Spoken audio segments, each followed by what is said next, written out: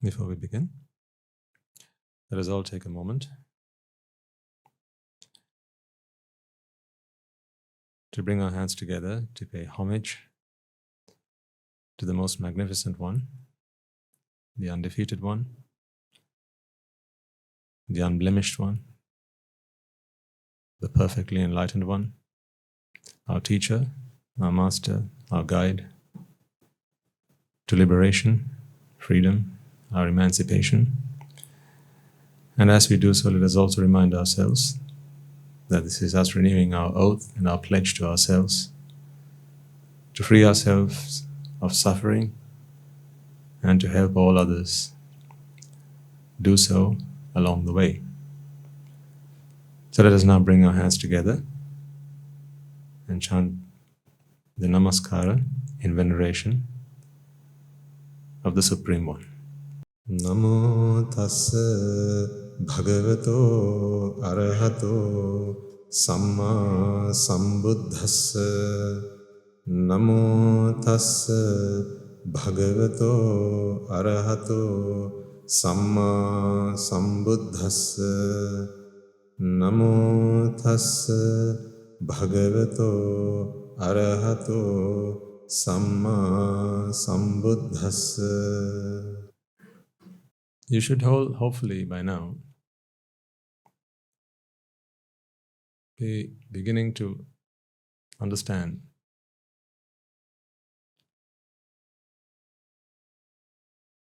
that there are no bad people out there.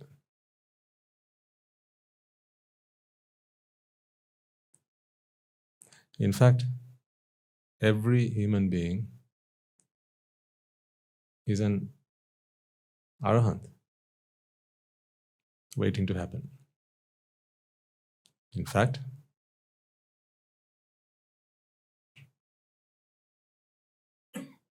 every time their mind springs into being, a Citta is born, it is as pure can be.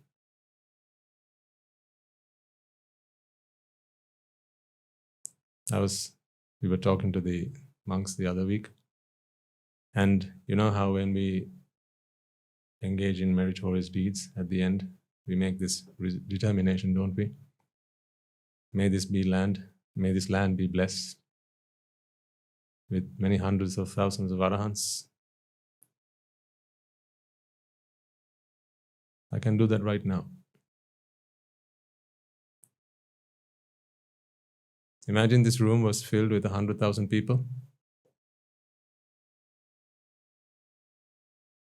Okay? Now I want to produce 100,000 arahants. You know all I've got to do? That's it. 100,000 arahants were born. Just like that. What do I mean by that? Each Citta that is born pure. So each Citta that comes into being is an arahant Citta, free of defilements, unblemished, untarnished, without vexation. The issue is, it is born into an environment which defiles it. Because it is born in an environment with ignorance, immediately attachment takes root, and then it gets hijacked. This is what happens to every sentient being. If ever there was suffering in your lives, if ever you've experienced that, and if you experience it today or in the future, this is what's always happening. So we need to fully grasp this and come to terms with this. Because when you begin to see the truth in this light, you don't have enemies after that. There are no bad people out there. No resentments with anybody. Have you ever seen a dog clutching maybe a small animal, maybe something like a squirrel or a little rabbit, in its jaw and shaking it about? If ever you've seen something like that, what have you always felt the need to do at that time? Save the poor animal, right? Which one, the dog? No, you always felt like you had to step in and save the squirrel. Yeah? This is how I feel when I see people out there. They're innocent. They don't know what's happening to them. But ignorance and attachment, like the upper and the lower jaw of the dog, clutching at their necks and shaking them about left and right, just swirling them around. And that poor animal, of course, and it's in a great deal of pain at that time. So it's screaming, trying to get out of it, trying to get out of that situation because it's unbearably painful. You've never been there, that's why you don't know what it feels like. But you have, because of course this is a metaphor. And this is how all sentient beings are. When clutched by the neck, by ignorance and attachment, when it gets you by your neck and it shakes you about, all that pain that you feel and everything that you feel you need to do to get out of that,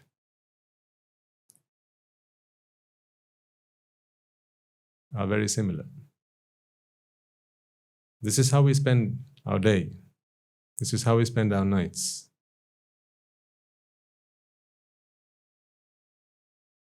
All your material possessions, besides the ones that you need to sustain yourself, everything else you got yourselves because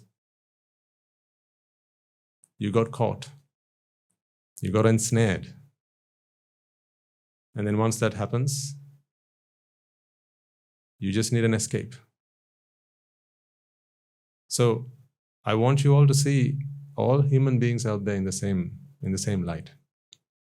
There might be people who will come and maybe say harsh things to you. You'll come across this every day, every other day. People will say harsh things to you. They will behave sometimes in very irrational ways. You'll try to rationalize it, but it just makes no sense why they're doing that. Why, when you are innocent, they will accuse you. In these moments, try and come to your senses. Just as you accuse them of being out of sense,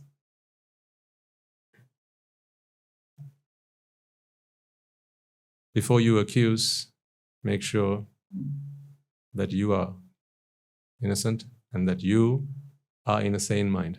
Because of course, if you don't see that they are hurt people, and therefore they naturally do what? Hurt people. So if you see them as hurt people, then you will immediately, your heart will fill with compassion. That's it. You might wonder, how come the Buddha always talks about being compassionate and loving kindness, and how he says that, violence begets violence, and you can't fight violence or hatred with hate. You must always be compassionate and be full of loving kindness to all human beings. You might have wondered, even prior to listening to the Dhamma, how do I ever get myself to be able to do that?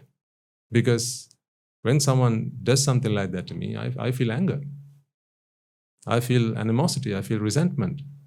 I feel like teaching them a good lesson so that they don't come and mess with the wrong person again. But now you've become the right person to mess with, haven't you?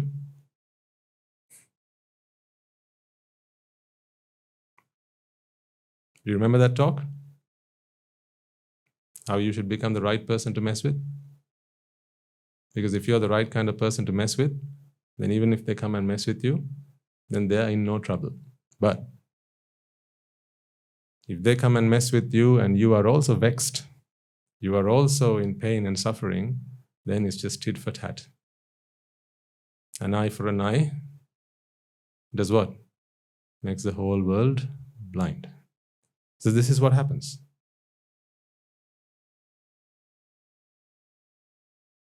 So I want you to start to see the world in that way. Now we have Vesak coming up next week. The world all over, people will be celebrating the 3 auspicious events of the Buddha's or the prince's birth, the prince attaining enlightenment, becoming the supremely enlightened one, and then his passing away into Paranibbana. So we do this every year, don't we? It's a custom, it's almost a custom. And then they'll print Vesak cards, and people will be sending Vesak cards to each other. None of this is bad, it's good.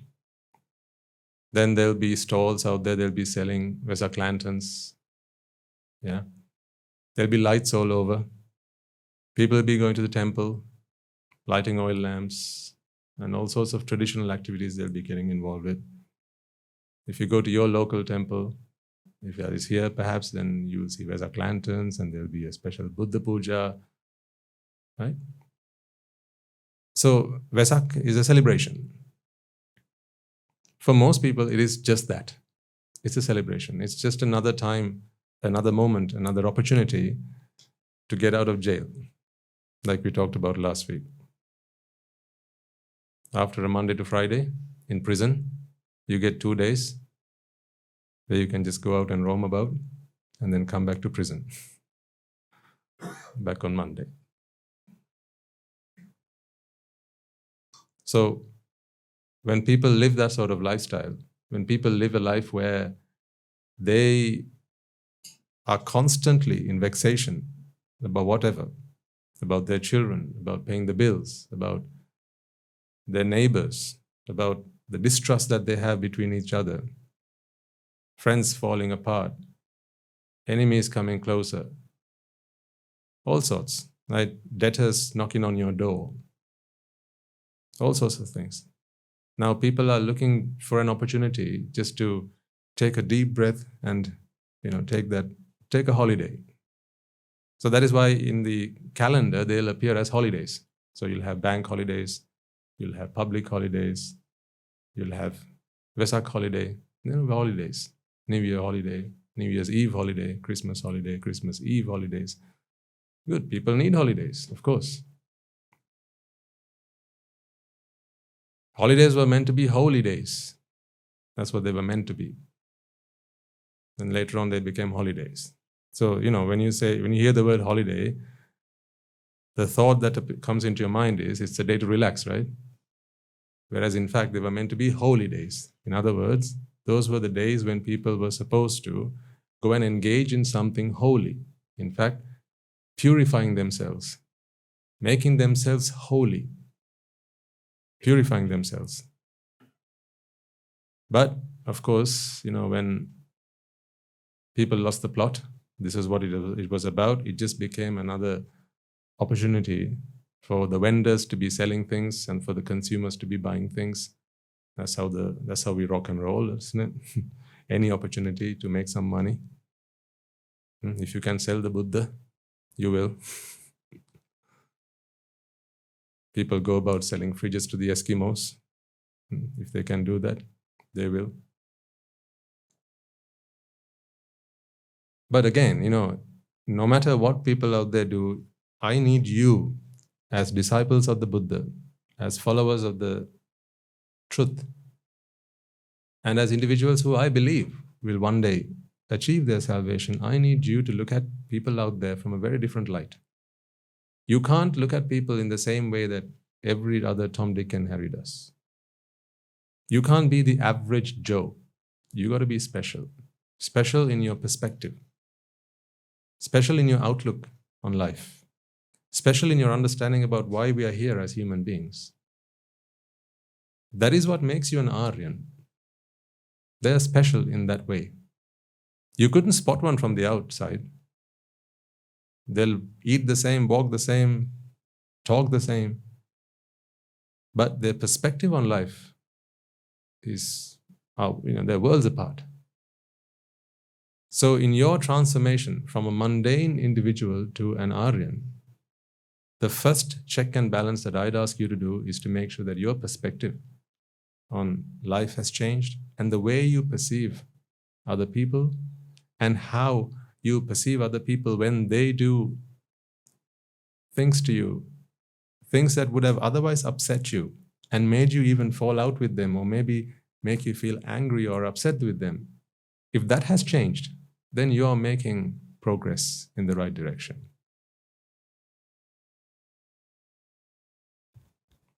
Because in the lab of life, they're all perfect opportunities. This is why I believe living in a community, the family is a community. It's the smallest community that we know. Right? Living in a community, in a village, in a school environment, at work, or even a club, a society, right? Living amongst others is a good opportunity for you to understand how well you have embodied this Dhamma. Because you'll always have individuals who will think and feel and do things differently to how you would. And in those situations, it might upset you, might bother you, might hurt you, might annoy you.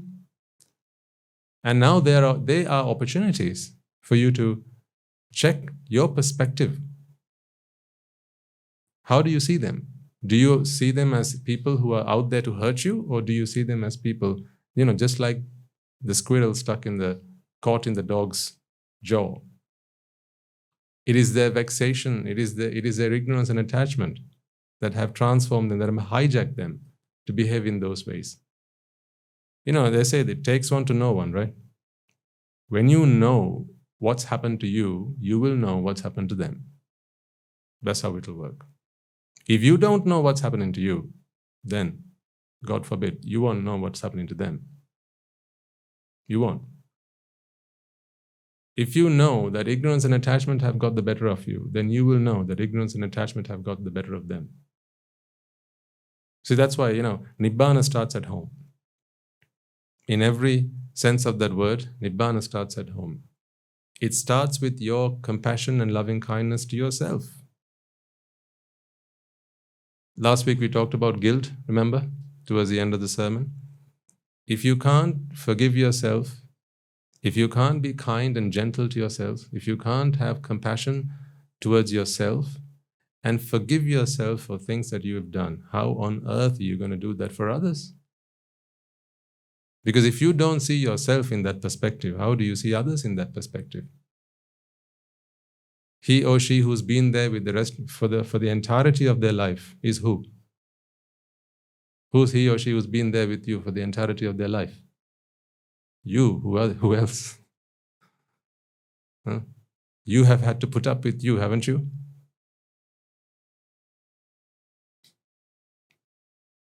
Sometimes, just as a joke, I tell people, if someone does something wrong, I say, they come and apologize, I say, yeah, it's all right, I forgive you.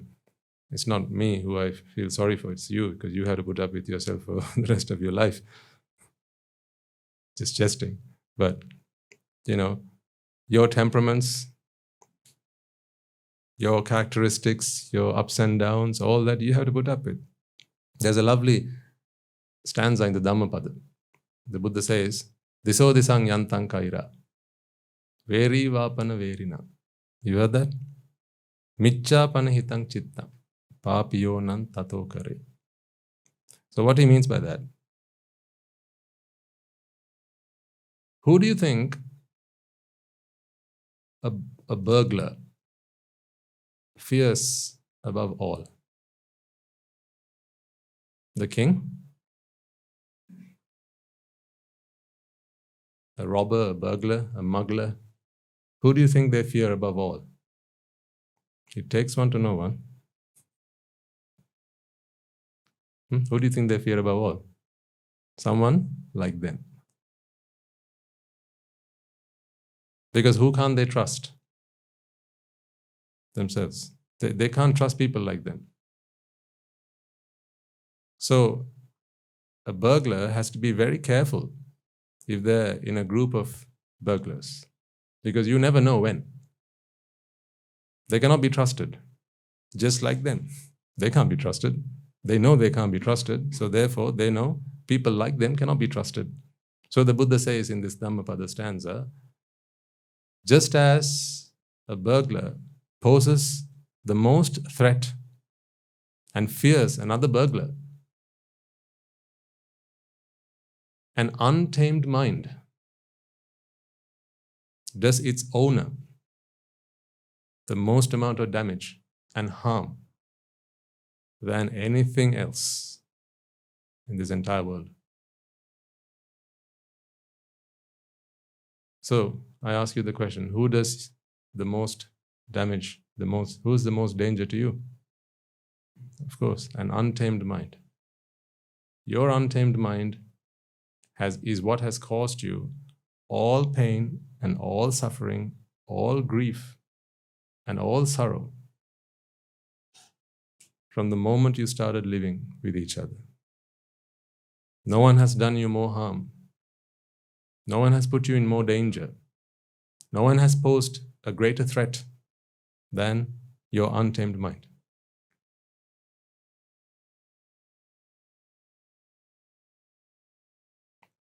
How true do you think that is? If I ask you, do you have any regrets in life? Whatever you come up with, I challenge you, whatever you come up with are things that you will have done, not something that someone else has done. Yes or no? If I ask you what regrets you have in life, they'll all be things that you'll have done. Say, for instance, you didn't perform well in school. You just wasted your time, just ran about playing games, but you didn't focus on your studies. You're not going to say, the biggest regret in my life is having to sit a tough exam. You wouldn't say that, would you? No, what would you say? I didn't study well. That's cool. I wasted my time. I shouldn't have done that. That's what you would say. So you see, that was an untamed mind that did that to you. If you ever got into a fight with someone or into an argument and it just ended up being a nasty argument and everything turned out very nasty. Like the whole family split up in the end. If I asked you if that ever happened to you, what was the regret? Maybe it was something so simple, like who gets the last piece of cake? Something as simple as that. Or who gets to wear that sari? Sisters can split up, for things so simple as that. Or which way you're going to leave the bathroom seat, up or down. People get divorced because of that. So if we asked a couple who split up because they couldn't decide how they're going to be leaving the bathroom seat, the toilet seat, not the bathroom seat, the toilet seat, you ask them that, what do you think they're going to say? The biggest regret of my life was, I should have just let it go. I just kept on and on and on about it, about something so minuscule, something so irrelevant, something so insignificant. I should have just let it go. See, whatever regret you have in life, it'll always be something that you've done.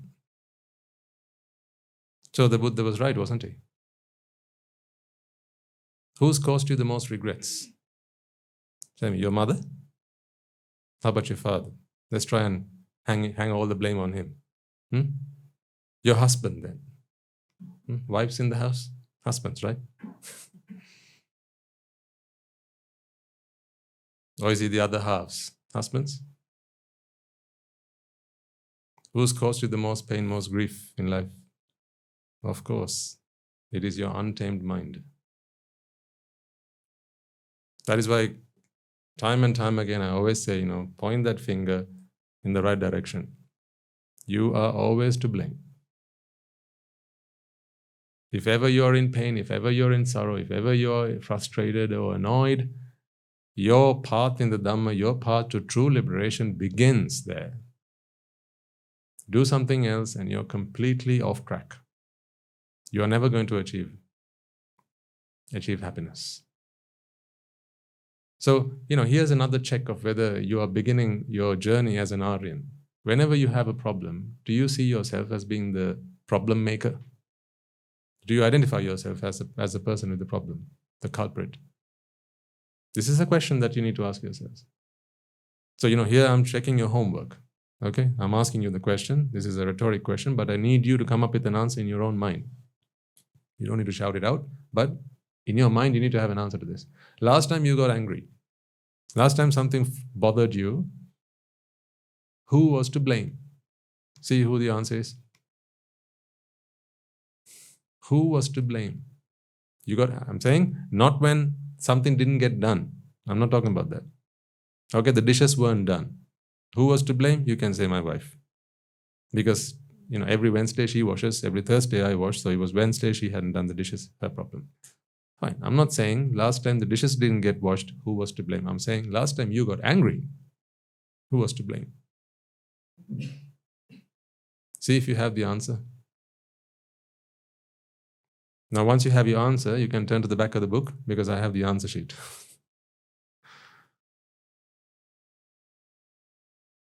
Question 1.1.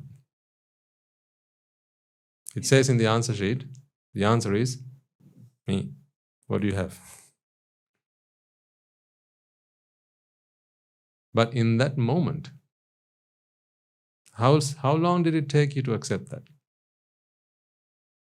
Did you accept that immediately, the moment you got angry? Hold on, I'm to blame here, right? Give me a moment, I need to walk away. I'm annoyed and that's my problem. I'll sort it out and I'll come back and then we'll have this conversation. Is that how you behaved? Or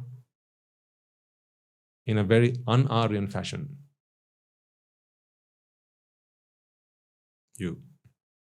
Why did you say something like that? Why do you always make me angry? Why do you never listen to me? Why do you always do things I tell you not to? Why do you always try to make me angry? I've heard parents say that to their children. Why do you always make me angry? Why do you always annoy me? Don't you never appreciate what I do for you? I've heard wives say this to husbands. Don't you ever appreciate what I do for you? Why do you never value what I do for you? Why do you always make me angry? Why can't you make me happy for once?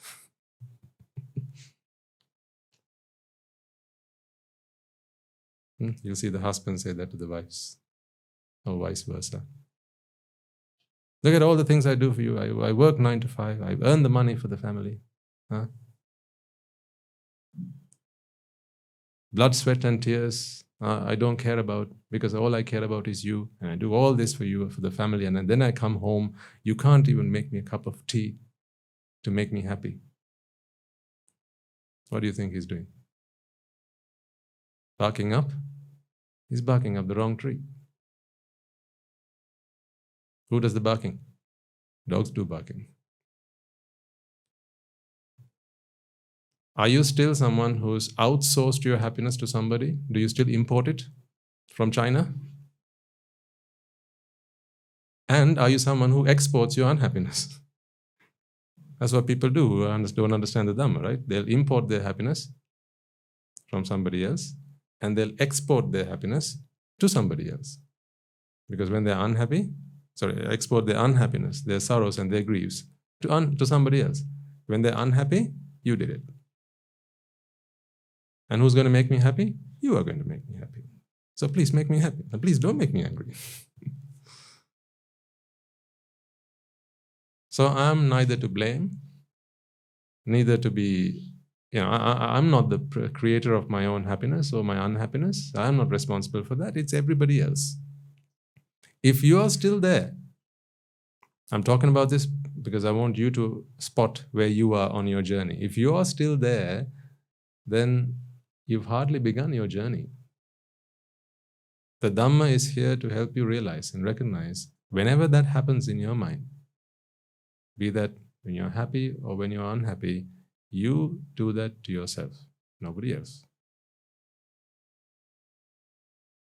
So these are those moments where you can catch it and check where you are. This is that litmus test of where you are in the path. So the Buddha goes on to say, Natam mata pita kaira Anye vapicha nyataka Samma panahitan chitta Seyyonan tatokari. So what he says is, there is no relation, neither mother nor father. How about that? Who loves a child the most? Mother and father. Yeah. But no relation, he says, and neither mother nor father can do more good to one who has a tamed mind. They cannot do more good than the mind does to itself when it is a tamed mind, tamed in the Dhamma. Well-trained mind. And it is obvious to us. Now you are on the path, right? Now you are practicing the Dhamma. You're freeing yourselves from the defilements. Perhaps your parents have not even entered the path yet. Perhaps your relations have not even entered the path yet. They're not interested. Maybe they're still trying to pull you out of it. But if you feel that you have gotten somewhere, right? Who did that to you? Yourselves. Any freedom that you experience today, any joy that you experience today, all that is your making. In other words, that is the Dhamma's effect on the mind. So again, you got to take the credit for that. In fact, your mind has to take the credit for that. If your mind has to take the credit for that, then your mind has to take the blame when it's upset, it's angry, it's suffering. See, so my first check for you is, are you there? Are you there now? You got to catch yourself when you're doing it. I can't do that on your behalf, right? I can only show you, here are your, what shall we say, the key performance indicators. But you got to check whether you are. And the best place for that is out there. Because once you're here, people treat you like gods, don't they? Here, this is a very artificial environment, if you like. Very different to the world out there. But when you're out there, when you're on the street, when you're in the shop, right? When you've been shortchanged and you go back to the shopkeeper and say, "Sir, I think you've shortchanged me," and then they accuse you of being a cheat, of lying, how you respond to that? Or when you're on the bus, when you're pulling up and someone else comes and takes your parking spot. Or when you're holding someone up and they're stood on their horn. Have you heard that? When they stand on it, they take off their seatbelts, right? And then they get on their steering wheel. And then when you just move to a side and then they drive past you, but they'll stop for a moment. When you come parallel, they'll stop for a moment and then their window will go down.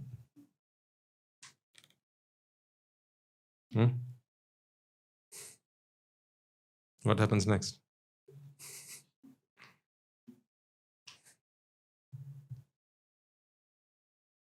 We import those things from the Western world, don't we? The people didn't used to do that, but now they do. That's what they've seen on TV. See? Look at all the good things that TV has given us. Those days they used to blame and point 5 fingers. Now they don't.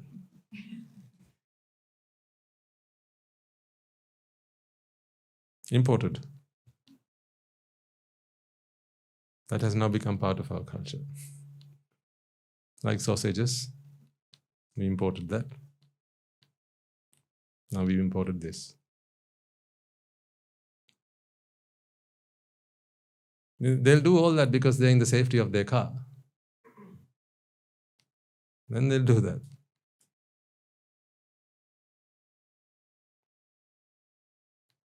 People are always looking for a fight. Just the other day, we had to travel to Kandy to go to the Malvata Vihara. And on the way back, there's a tooth temple on one side. And this side, people are fighting. Because some guy was walking along the street, two ladies, right? And then they bumped into what looked like an old man. And so this lady assumed that he bumped into her deliberately. And then she started accusing this man. And this man got really annoyed. And then he started saying something back. And then all I could see before we drove past was the two people were coming together, coming closer to each other. So I knew things were going to go from bad to worse.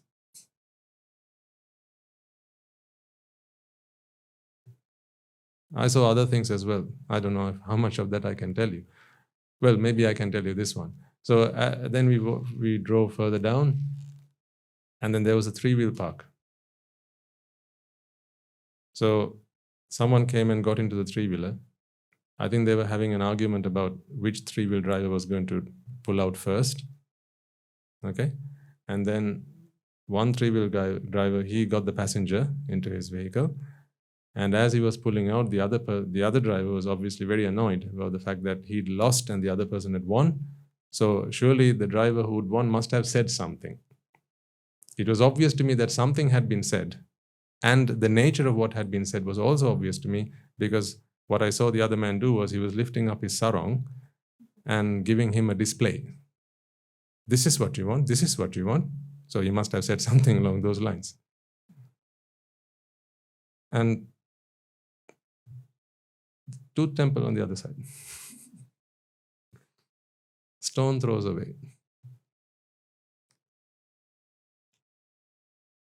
People are always looking for a fight. Like stray dogs. They have turf wars, don't they? Stray dogs, they have turf wars. Don't come onto my turf. This is my. They go around marking their turf. You've seen dogs do that, right? People are like that. You don't have to be a drug lord for that. Just average people. This is my turf. My personal space is my turf, isn't it? So don't encroach my personal space.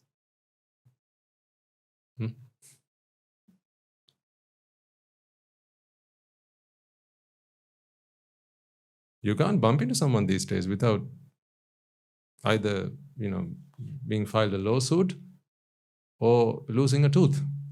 One of those things will happen, inevitably. So I'd suggest, when you walk out, with someone where you don't know people much out there, maybe wear a fake set of teeth or something. Don't wear your real teeth, because you might not come home with all of them. Even if you are the innocent party, you bump into someone, you say sorry. That's not enough these days. These days, sorry isn't enough. No, seriously, if you say sorry to someone, they'll say, sorry? Watch where you're going. I don't need your sorry.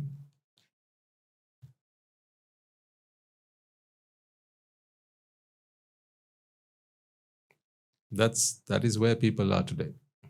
And it's getting worse. I told you, one day, people will be, they'll have weapons on them. Just like a scorpion has poison in its tail, human beings will develop appendages, like arms and things like that. They'll have weapons on them.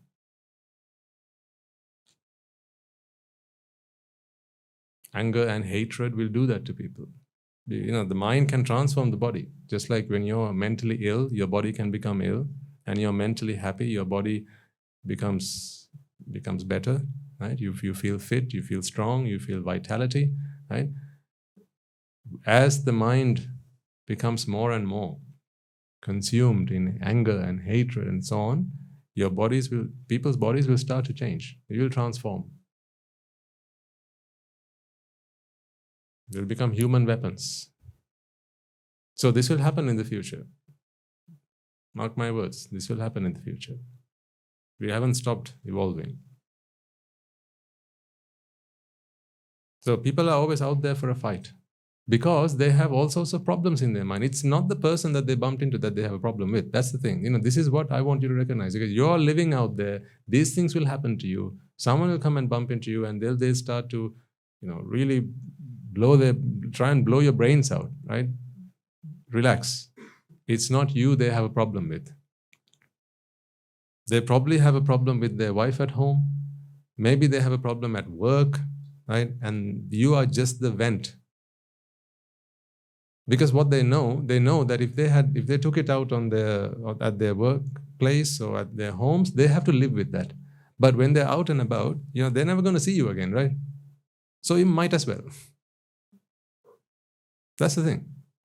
Right? If two people, strangers, saw each other on the street, they're never going to see them again. So whatever frustrations you have bottled up, any anger you have bottled up, you might as well just let it go.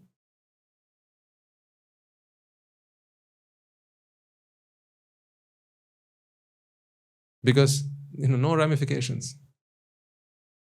But if they did it at the workplace, well, certainly, there'll be consequences. You're going to lose your job. But do it to a stranger, it's all right. Chances are, you'll never see them again. That is why people behave like that.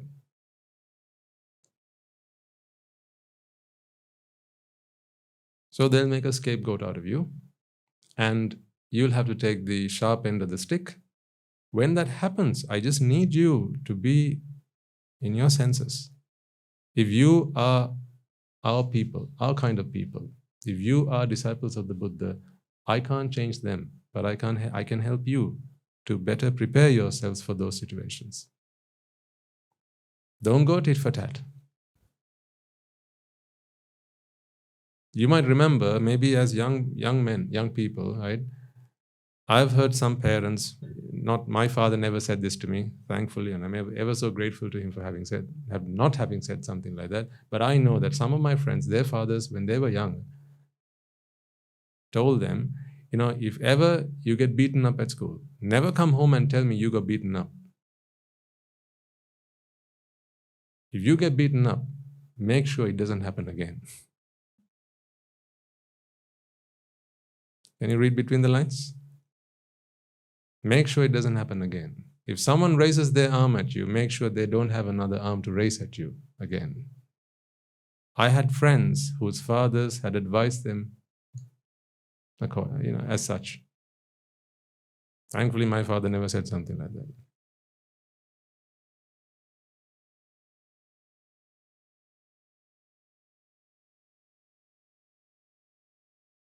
Even in the school system, okay, the young children here will be able to relate to some of this.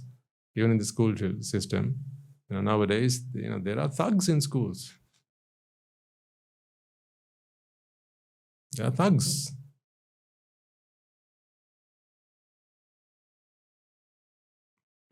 They get street cred in school now. The guy who no one messes with. There are gangs. I say now, you're like, Swaminathan, you just been born or something? It's been there, for forever. Yes, but it's just getting worse. That much I know. It's getting worse and worse. Because it's now the style. If you want to be someone, if you want to be the respected one, you got to be the one who no one messes with. So this is happening in schools. This is happening on the street, because what you learn at school, you take it out on the street. That's why we see so much violence out there. You take a newspaper out, don't. Get a newspaper out, just if you glance through some of the headlines, what do people talk about? All the good things and the great things that are happening around? How someone is today's Mother Teresa? How someone is today's Mahatma Gandhi? Oh no. Because that they don't sell. You got to write a headline that sells, right? So headlines that sell are fights, drugs, violence, rape. This is what sells. These are the stories that are sensational.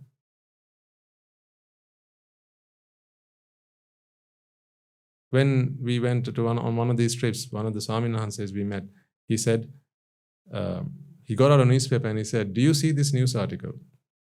And apparently in some rural part of the country, some people had got together and they'd made a collection and they'd given books and all sorts of education materials to a whole bunch of school children, right? And that was in a tiny font. Next to it, there was some case about it was a case about a child had been raped by someone. That was a big size font. So this Swamin Hanse, he made a call to the editors of the newspaper and said, why do you present these things in this way? Surely it should be the other way around. Why don't we highlight the good stuff so that people can read these newspapers and they can be inspired by that, and they can have some faith in humanity? And why do you print these other articles you're just glamorizing violence? Why do you do that? And then the simple answer was, because we have to sell the newspaper. We understand exactly where you're coming from, Venerable Sir, but we have to sell the newspaper. We've got to print news that sells, the papers. We can't change that now. It's too late. We can't change that now. I don't think we can change that. If you think anyone out there is up for it, then be my guest. But I don't think we can change that. It's too late. It's like a tree, right? Once it's gone past a certain point, you've got to apply infinite force to try and save it, set it back upright. So we can't conjure up infinite force. The natural tendency is now for it to fall.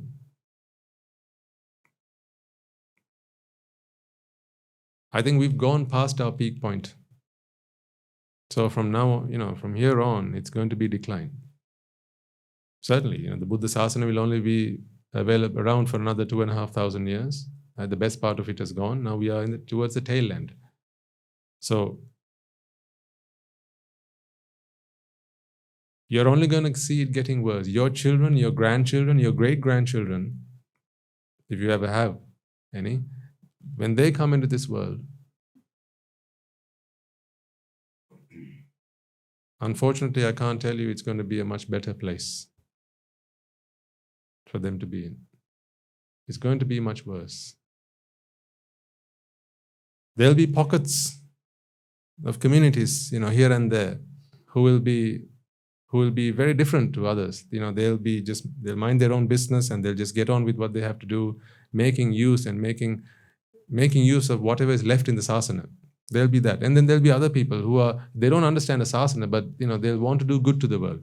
They'll be kind and gentle people, but they'll be very few and far between.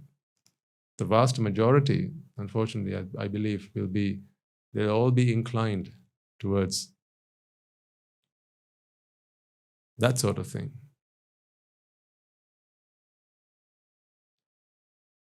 So when you're out there and this is what you experience, this is what you have to live with, I need you to keep your senses on.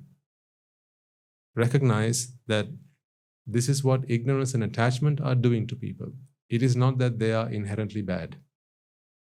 Because if you do that, if you think that these are bad people, they're terrible people, and look what they're doing to other people, if you feel that this is what bad people do, then unfortunately, the more you feel that way, the more you will move further and further from your Nibbána. Because you are not entitled to look at people like that. You've lost the plot. As I said, it takes one to know one. So if you know that ignorance and attachment are what have done this harm to you, then you need to understand that it is the same that has done that to those people. When vexation comes into the mind has no other business than trying to find a path out of it. That is all the mind's interested in. If you feel that you want to steal this, if you think you need this so bad, right, from the moment you walk into this room and you set your eyes on this is the only thing that will be in your mind. You'll somehow find a way to walk out with this. That's the way it is. The reason that you don't is because you don't want this so bad. That's why. That's all. That is all the reason. It's not because you are gentlemen or gentlewomen, nothing like that. If the mind wishes to have this, by hook or by crook, it will get it. You will either beg, you will borrow, or you will steal. One way or the other, you're going to have this. Otherwise, why do people, commit certain crimes knowing that the punishment is corporal punishment? Why do people do that? Why do people commit certain crimes knowing that, they have to pay with their lives for it? Because at that moment, none of that comes to mind. Because that is a future possibility, right? In the future, I will have to suffer. But right now, I need it. How about when people are, when they have burning carnal desires, when they know that if I do this, I'm probably going to get infected with something, maybe an STD or something, a sexually transmitted disease. But at that moment, when the heat is on, they forget all that. Then they forget that this is, they may be infected. This is a stranger. This is my relation. This is my cousin. They forget all that because in that moment, none of those things matter. Remember, a vexed mind is helpless. It's destitute. A vexed mind is destitute. But a vexed mind that has refuge in the Buddha, Dhamma and the Sangha, now it knows what to do when it's vexed. That's why now it knows where to point the finger. If you have taken refuge, what is taking refuge, by the way? What does that mean to you? Taking refuge? Taking refuge is like taking cover, isn't it? Taking shelter, looking for protection. Yeah? That is what the Buddha, Dhamma and the Sangha are. So when we take refuge, it's not something we have to do at the beginning of a sermon. When do you have to take refuge? When you're vexed. That's when you need refuge.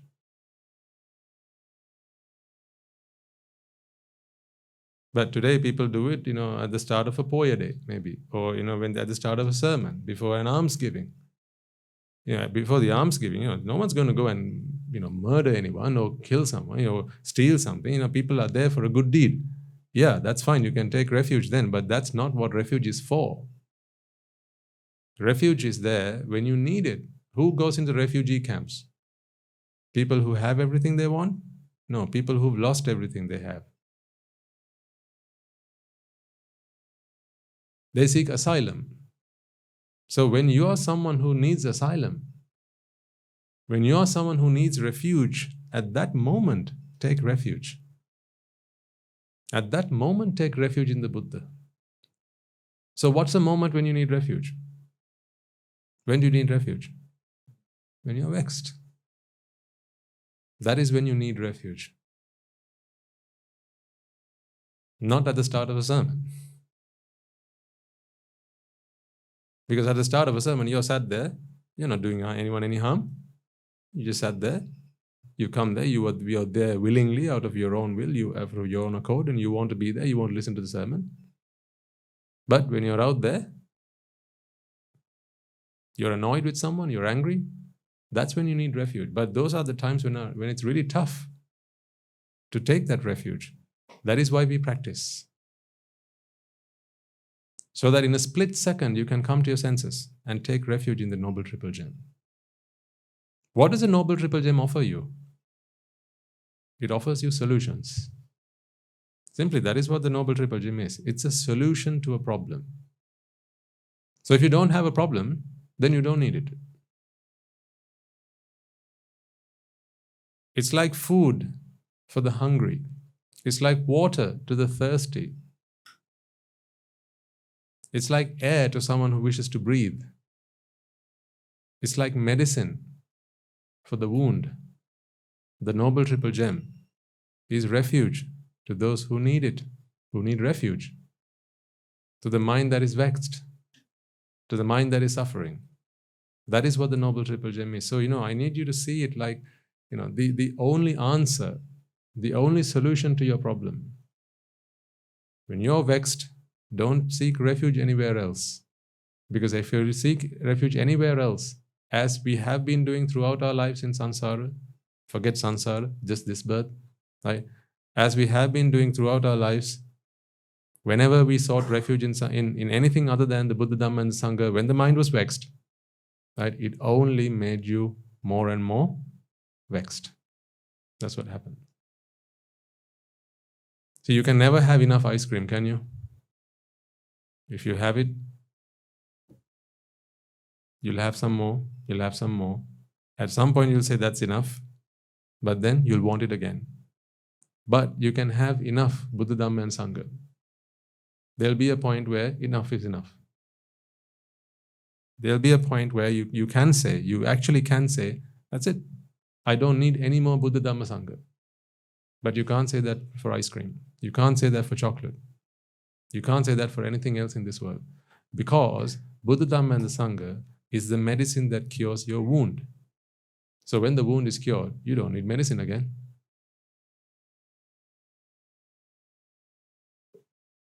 But what everything else does, what ice cream does, that is what makes the wound. It deepens the wound. It scars the wound. By ice cream, of course, I mean anything worldly. You can substitute that with anything you want. Take yourselves back into a moment where you knew you were vexed about something. Did it not seem that the only answer was in the thing you wanted? Did it not seem that way? Forget about the Dhamma, right? Forget about when you started to become a disciple of the Buddha. Forget about when you said, Bhagavato dasa savako hamasmi. Forget all that. Go back to a time before that. When you felt vexed about something, did you not feel that the answer to your problem was that? Honestly, hand on heart, that is what you felt, right? Today, do you see how wrong you were? Today, do you see how wrong you were? Because if every time you took that, you never moved closer to salvation. You didn't move closer to freedom. You didn't move closer to happiness. It just made the problem worse. Have you not met people? I've met people out there who say that, whenever they feel like they want something, their philosophy is just go and get what they want, because at some point they can keep getting what they want and more of it and more of it and more of it, and eventually they'll feel that that's enough. Some philosophies teach that. Whatever you want, just go and get it. If you want pleasure, go and get pleasure. If you want food, just go and have food. Whatever you want, just go and get it. At some point, you will be full to the brim, and then you will know you've had it. You don't need any more. That is your satisfaction. That is your contentment. How wrong? How wrong that is. So the most important thing to do, right, is to come to your senses when you find yourself in these situations. I can't take the situation away from you. I can only help you face up to the situation. Nibbána is not something you can go and find out there. Nibbána is always with you. That is why I say, if you want an arahant, all you got to do is that. An arahant is born. But the mind, through ignorance, needing something other than what has been presented, other than what is available, other than the sound, other than the sight, other than the smell, other than the touch. It looks for that separation. It looks for an identity. It wishes to be unique. It wishes to set itself apart from everything else. And in that quest, it starts a whole journey of abhisankara. And you end up with a fantasy that appears to be true, but is nothing or couldn't be further from the truth.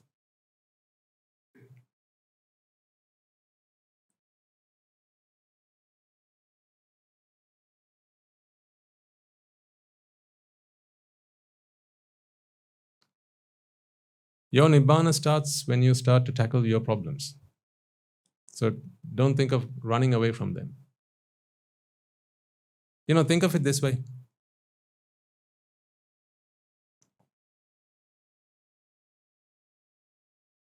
God loves you, right? He created you and He loves you. He gives you every opportunity to come to Him, to go to Him. And to do that, you need to become like Him.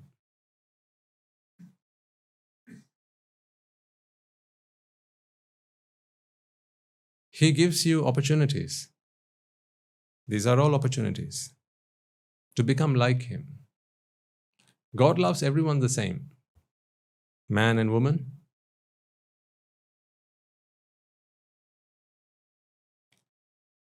bird and beast, everyone. He loves all the same. The rich and poor, He loves the same. The tall and short, He loves the same. The big or small, He loves the same. Black or white, He loves the same. Because they're all His children. He is the creator, so therefore He loves them all the same. One day when you can feel that way, when you can perceive everything around you that way, when you can love all the same, that is your path to God. When you feel that everything is the same. I don't mean you can't tell two things apart from each other. I mean, when the way you perceive them is all the same. When you have a special bond to one versus the other. When you don't feel that one, you feel closer to the other. When you feel a special affinity to one versus the other. When you care more about one and less about the other. When you don't feel that way. When all is the same to you. Now you have become like God. So when you've become like God, then the earth is not your place. Then your place is paradise. That's when you go to paradise. So how do you get another day in paradise?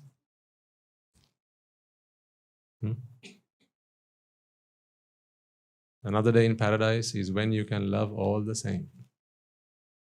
You can't love all the same if you start to separate individuals and things and start telling them apart from each other. You can't do that when you're like that. So people might ask me, do you believe in God? Yeah, why not? No harm.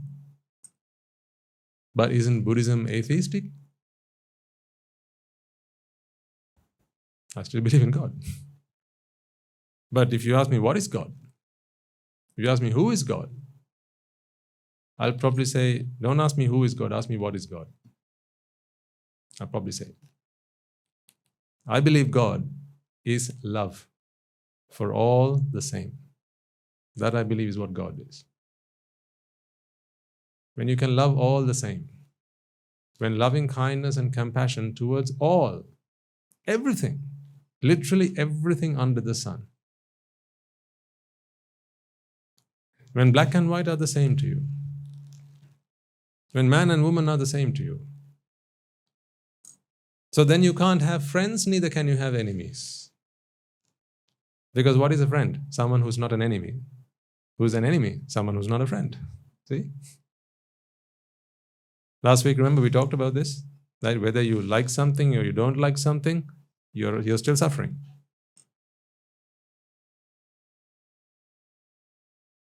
So I don't mean, go make friends with everybody and then you'll be God. That's not what I'm saying.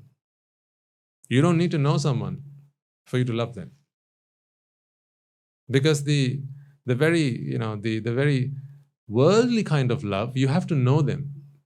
That's when you can love them, right? So you need to know who your neighbors are. If they've just moved in, you can't start loving them. You just go and find out who they are, where they're from, what they do, right? Who are their relations, who's who, what is their profession. You need to know all that stuff. But to love them like God does, you don't need to know the first thing about them. So I ask you a question, can you be like God? Can you be like God? Can you love everyone the same? Can you feel the same towards everyone? So no friends, but no enemies either.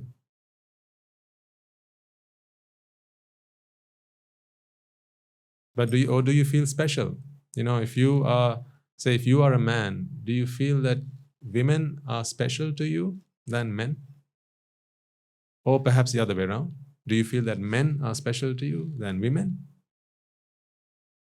Do you feel that you feel closer to people of your race than another? I ask you this question.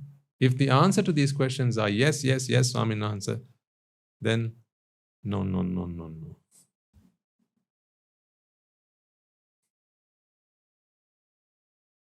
You're very far from God.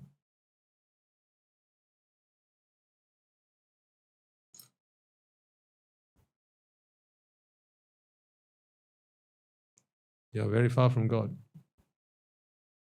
To become God, you must be able to say, no, they're all the same to me. Do you feel you are, for instance, you feel you're Sinhalese? We are Sinhalese, they are Tamils. Or we are Buddhists and they're Christians. Or they're Muslims. They're Hindus. We are Buddhists, so we Buddhists have to get together and fight for our rights. We have to fight for our kind. How can you be kind and fight for our kind? We stand for our people, not them. We have to protect our integrity, our territorial integrity. This is our land, not theirs.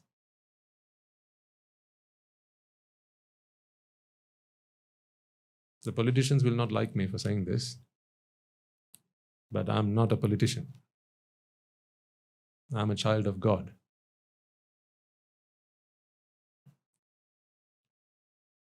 I aspire to see all the same. I don't love my parents more than I love you. Any more than I love you. I used to, but then I realized they're also God's children, but so are you. With the same compassion that I have towards my mother who gave birth to me,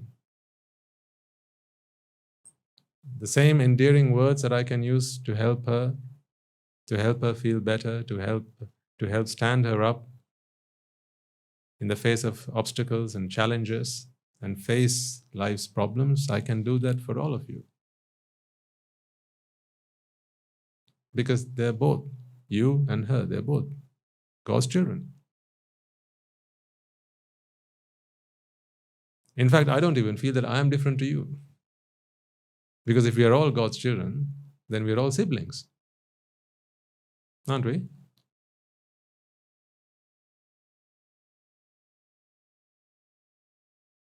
That's why the other day I said, I don't care whether you're straight or you're gay. I don't care. That's not something that I perceive in my world. It is not something that I think, I don't give it even a tuppence worth. Absolutely none. Because that is not why we are united. Those are things that sets us apart, aren't they? People are so focused on what sets people apart because they want separation, that's why. Take out Any document that you can think of, right? Any official document, maybe a birth certificate or an identity card, in there you will have everything that sets you apart from somebody else. Yeah, like from where you were born, which city do you live in, what is your sex, right? What is your name? Right from that. The name is the most endearing thing to you, right? That's the thing that you treasure most. Why? Because it sets you apart from somebody else.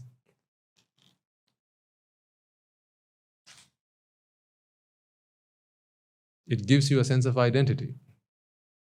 You know, all these are creations that were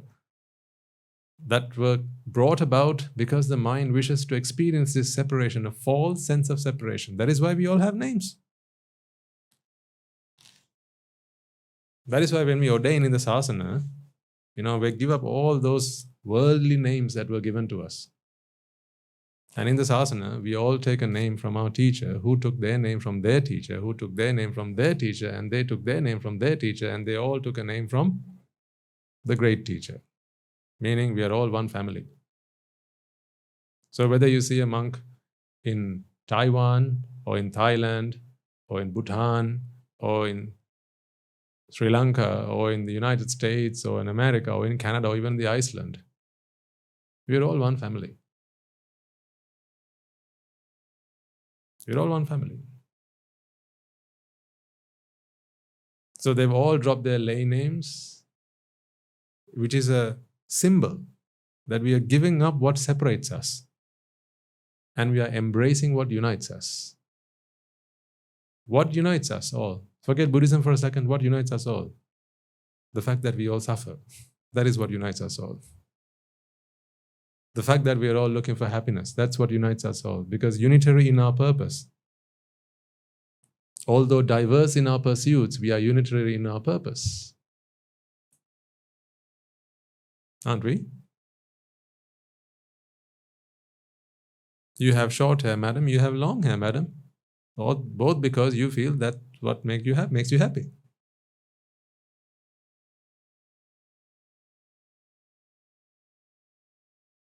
We are unitary in our purpose.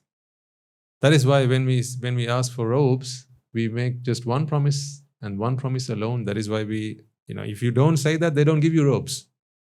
You have to make that oath. You have to take that oath. Sabba dukkha nissarana Nibbána satchikaranattaya imang kāsāvandatva pabbā jeta mambhante anukampang upadaya.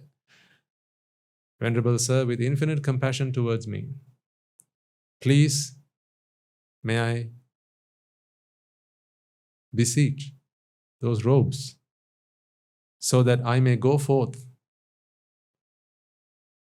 into the sasana and free myself of all suffering. See, that is where we are all united. At that point, we are all united because we've all come here for one purpose. But, go to school and ask someone, what do you want to be? The child says, I want to be a doctor, I want to be an engineer, I want to be this, I want to be that.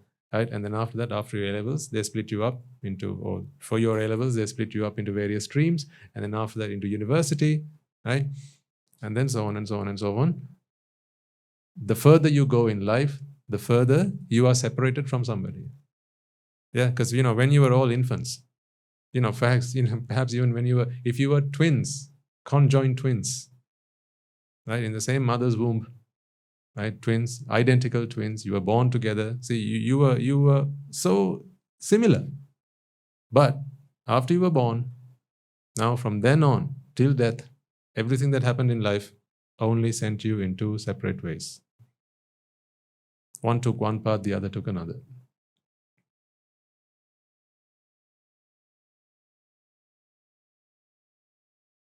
Because the mind wishes to separate. The mind wishes to identify itself as unique from everybody else. This is the fundamental, this is a dying and strong desire of the mind.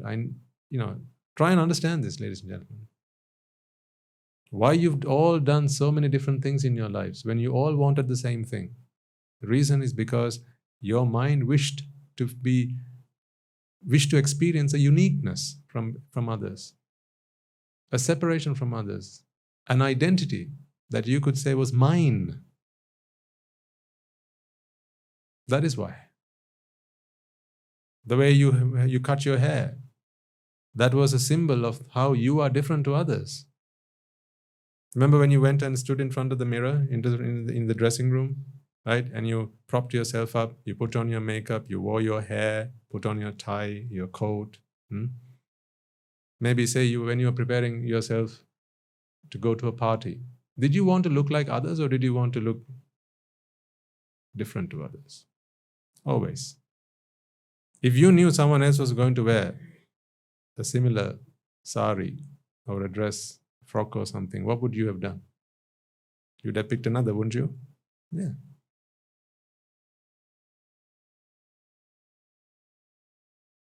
You want something different. That difference is what you thrive in. You enjoy that difference. That's the thing. You enjoy that difference.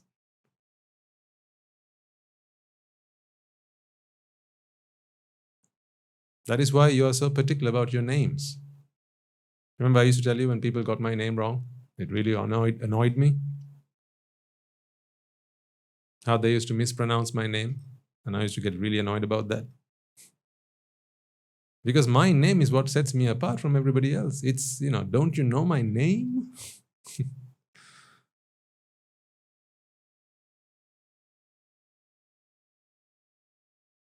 Because that's the first thing that sets people apart. When you meet a stranger, what do you normally ask?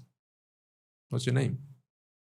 So that we can identify each other as separate individuals. They don't ask like, are you suffering? I am too. See, we are the same. They don't say that. What's your name? And then where do you live? How old are you? Are you married? Each of these answers, they help you form a picture about this person, a unique person, don't they? Then you'll ask, what are your hobbies? Oh, are they? Mine are these, and so on.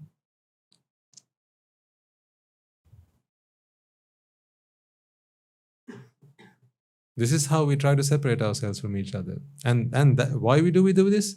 Because that is what we believe gives us satisfaction. It is what allows our souls to be happy. That separation.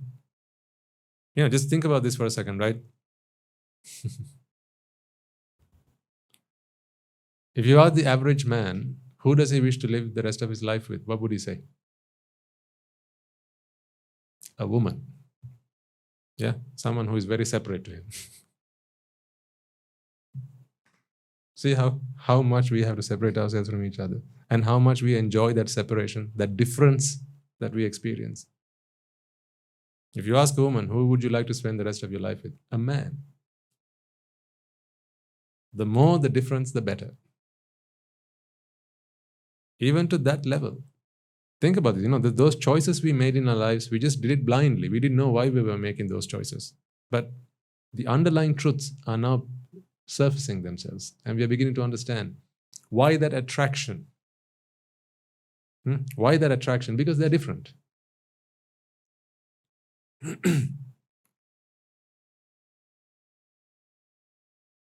In a group of fair girls, if there's one dark girl, right? Typically, the attraction is towards that, and vice versa. That's why now the world has become so cosmopolitan. People from all races and all cultures, all colors, they've come together, right? If you go to some countries, right, it's a thing now. You go out with someone who's different to you. People enjoy that. People look for that. Not my kind, a different kind, so that they stand out of the crowd.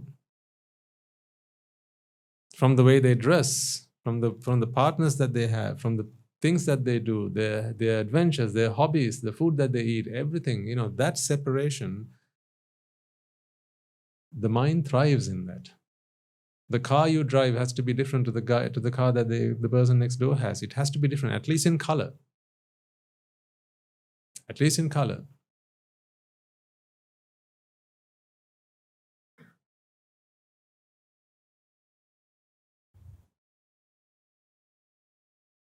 See, just take a moment and ask yourself, what happened to you?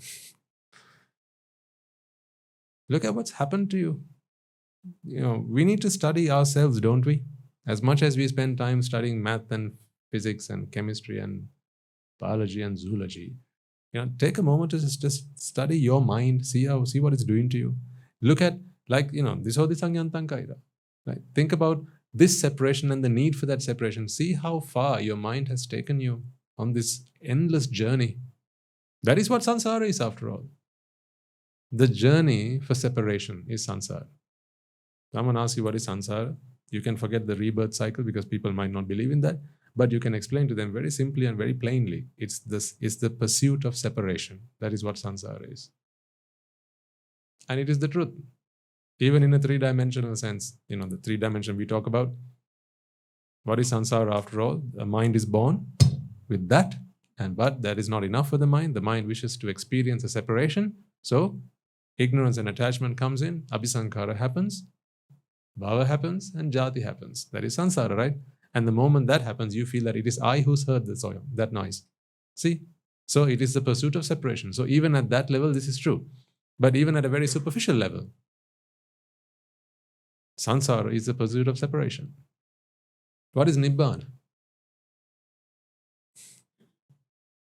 If that is samsara, if samsara is the pursuit of separation, then what is Nibbána? What is etang santang etang panita? Yadidan sabba sankara samato. Sabba sankara is what? Separation. Samato is the end of that, the cessation of that. Sabupati pati nissaggo. Right? Sansagga is clinging on to any opportunity to separate. Nissagga is letting go of that. What do you let go? What is Nibbána? What is it letting go of in sense of Nibbána? Yes. Letting go of the need to separate. That is what letting go is. Tanhakyo, virago, nirodho, Nibbánanti. It is the journey to unity, where we are all one. Samsara is the journey to separatedness, where we are all individuals, we are all separate from one another.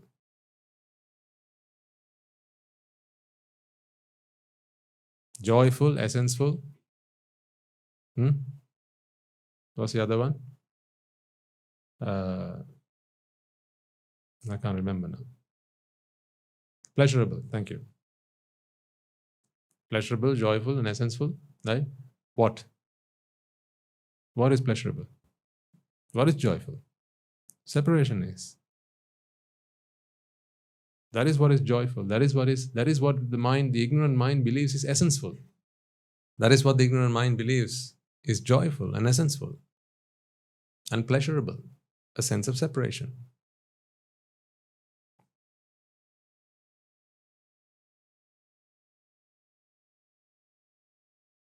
But what is Nibbána? It is when the mind understands that no, that is not joyful, that is painful. That is not essenseful, that is essenceless. Because separation never happened. Remember the other day, I asked you, if someone asks me the question, Swaminathan, when we talk about separation, what are we separating from what? What is your answer? Separation. What from what? What are we separating from what? If you have that question, you haven't understood the principle. Because you can't have that question, separating what from what. The whole point of not being able to separate is you can't say what from what. Isn't it? Because if you can say, I'm separating X from Y, you've already separated. So you can't be able to say separating X from Y because there is no X and there is no Y, no separate X and Y to talk about a separation. So what are you then? How come you're so different from each other? We have women, we have men, we have children, we have adults. We have full heads, we have bald heads. How come? Aren't we all so different? There is what we talk about manifestation. These are simply configurations of stuff, mind and matter. Matter always has a configuration. You can't, any matter, anything always has a configuration, right? But that configuration is simply a configuration that manifests in that moment. That is all it is, because of the causes that manifest it. So you can't separate an effect from its causes. Yeah, like you can't separate an effect from its causes. We can't separate any of you from the very causes that manifest you at this moment. So you see, take this fan for a second, right? Immediately when I talk to you about this, if you ignore the Dhamma for a second, if you look at this through ayoniso manasikara, you will see an object that exists. Won't you? Forget the Dhamma for a second, okay? You'll see an object that exists. How about this? This is also an object that exists. So these are two objects in existence. So now, if I were to take this this pin out and then take this part out, now you'll tell me that I'm breaking it. I'm breaking what? This fan, this object. So an image, an impression of this object is implanted in your mind, because you perceive this as, the word we use is fixed, a fixed object. Even if you were to break it apart, you'll still perceive that we have taken apart a fixed object. That's why it is not sufficient for someone to just look at the body as the 32 parts, and that in itself is not vipassana. Because then, someone who works at the mortuary, all they do is vipassana, isn't it? They remove the hair, they remove the teeth, they cut out the bones and the arms and the blood and the pus and the intestines and the guts. They go into separate bags. So how much vipassana do you think they have developed over, say, 15 years of doing that job? No, they don't. After they've done their 9 to 5, they also go for a break. That does no vipassana for them. Because if you ask them, whose arm did you cut off? They'll tell you, it's this person's. Whose hair did you pull out? It'll say, this person's. Whose skin did you have to peel off? They'll say, this person's. So likewise, when you take this as a fixed object, any part of this belongs to this. This is why right at the beginning of this series, we talked about the sense of belonging, remember? When you have separate and fixed entities in this world, there is the concept of belonging.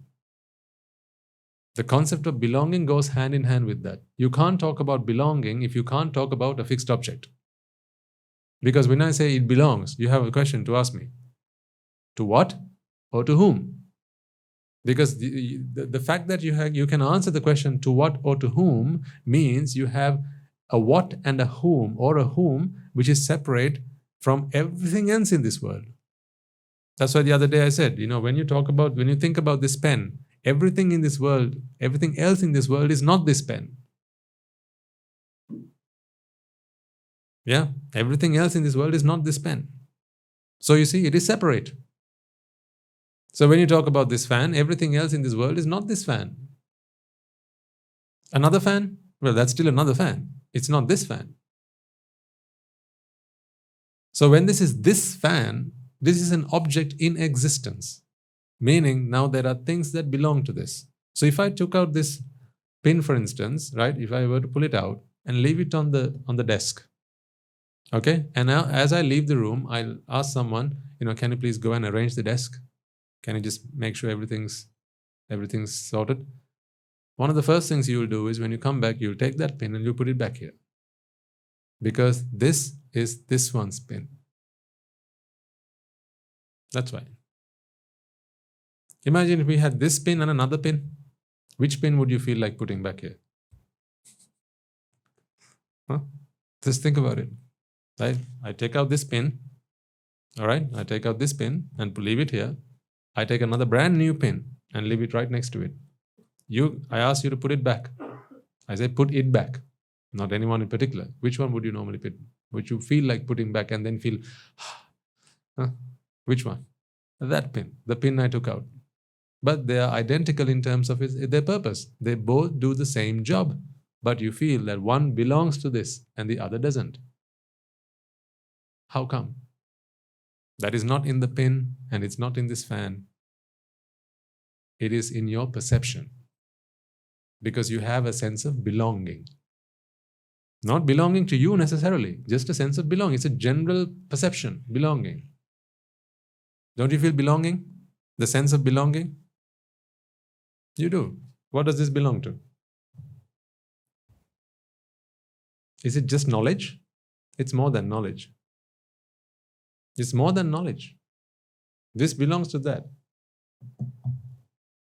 See, the best example of that is, right, if I were to take two identical pens, thankfully we have two identical pens, or almost identical at least, right? If I took this lid out and this lid out, right, and then I put this on this, now they are both blue pens, right, and then put this lid on this, you still feel something's not right. Don't you feel it? In this moment I'm asking you, don't you feel that something's not right? That is that sense of separation. Because this does not belong to this. So I'm going to say, please put it back there, put it back here. And now you go, ah. Now you feel settled. That is pleasure that you just experienced. In other words, relief from vexation. That is what you just experienced there. So if you were just relieved from vexation, then clearly there was vexation. Vexation for what? Vexation for making sure that whatever belongs has to be together. That's why, when you watch a film, right, and you get news that, say, a child's been kidnapped, and then somehow they found the child, and now the child's been reunited with their family. Not your child, not even anyone you know, but doesn't that give you a sense of relief? Not simply because you like a family because they're a family and families have to be together. You always have that feeling of belonging. Things have to be together. Things that belong have to belong together, have to be together. That is a sensation that you can't help. It is simply because of your need for that separation. You can't stop separating that. That's how you can tell when something's broken. That is that sense of separation. But the problem is, that is only a perception. That belonging does not exist out there. It is not in the objects. None of the objects out there feel that. This pin does not believe, does not feel, does not perceive that it belongs to this pan. It does not. It does not. Only you feel that. Because it's only in your mind you see this as one separate object. Don't you perceive that as a separate object? Now bring the Dhamma here. Now let's talk about anicca. How do you apply anicca to this? Yeah. What you see here is a manifestation. This is simply a configuration of matter at this moment in time. This is also a configuration of matter. These are all configurations of matter. This is also a configuration of matter, this body. Here, matter is configured in a certain way. Here, matter is configured in a certain way. Here, matter is configured in a certain way. These configurations exist. That is a given. We take that. These configurations exist. And we need names to refer to them. Because otherwise life would become impossible. If you couldn't call this a fan, then how would you ask someone to bring this How would you fetch this? How would you buy something? You couldn't survive in a world where you weren't able to give conventional configurations names. That is why these are conventional truths. Conventional truths, why? Conventional. What is convention? It is something we come up with for convenience. Right? For the convenience of life. For life to go on, we come up with certain truths. Like, this is my house, this is your house, so we don't both walk into the same house. These are conventions for ease of existence, ease of living. So this is a conventional truth. The conventional truth is, here is a fan, okay, and this pin belongs to this. That is a convention. The problem is, when your perception becomes one with that convention, if you know it by convention simply as knowledge, there's no problem with that. An arahant knows that this is a fan, but he doesn't perceive this as a very separate object from everything else. To him, this is also Rúpa, this is also Rúpa, this is also Rúpa, all of these are Rúpa, just different configurations. Remember the other day we brought the building blocks? Was it in this sermon or in the Sinhala sermon? Yeah? I can't remember. Let's imagine building blocks, right? You take some building blocks and you make a figure out of it, right? And the same blocks you can take apart and make another figure out of it, okay? If, say, the first figure we made was, say, a tower, and the next figure we made was a bridge, is it the tower that has now become the bridge? Is it? But you feel that way, don't you? That's the thing. That is what we are talking about. The reason you feel that way is because when those blocks made the tower, you felt that there is a tower here. You went over and above, you surpassed the concept of a manifestation. It was more than a manifestation. To you, you perceived a separate tower. These Rúpas, they belong to that tower. That is how you perceived it. The blocks belong to the tower. Therefore, those blocks were the tower's blocks. That is what this happened in your mind. Ask the blocks of the tower. Ask those blocks, do you belong to the tower? No. Is that not why you can take them apart and make something else out of it?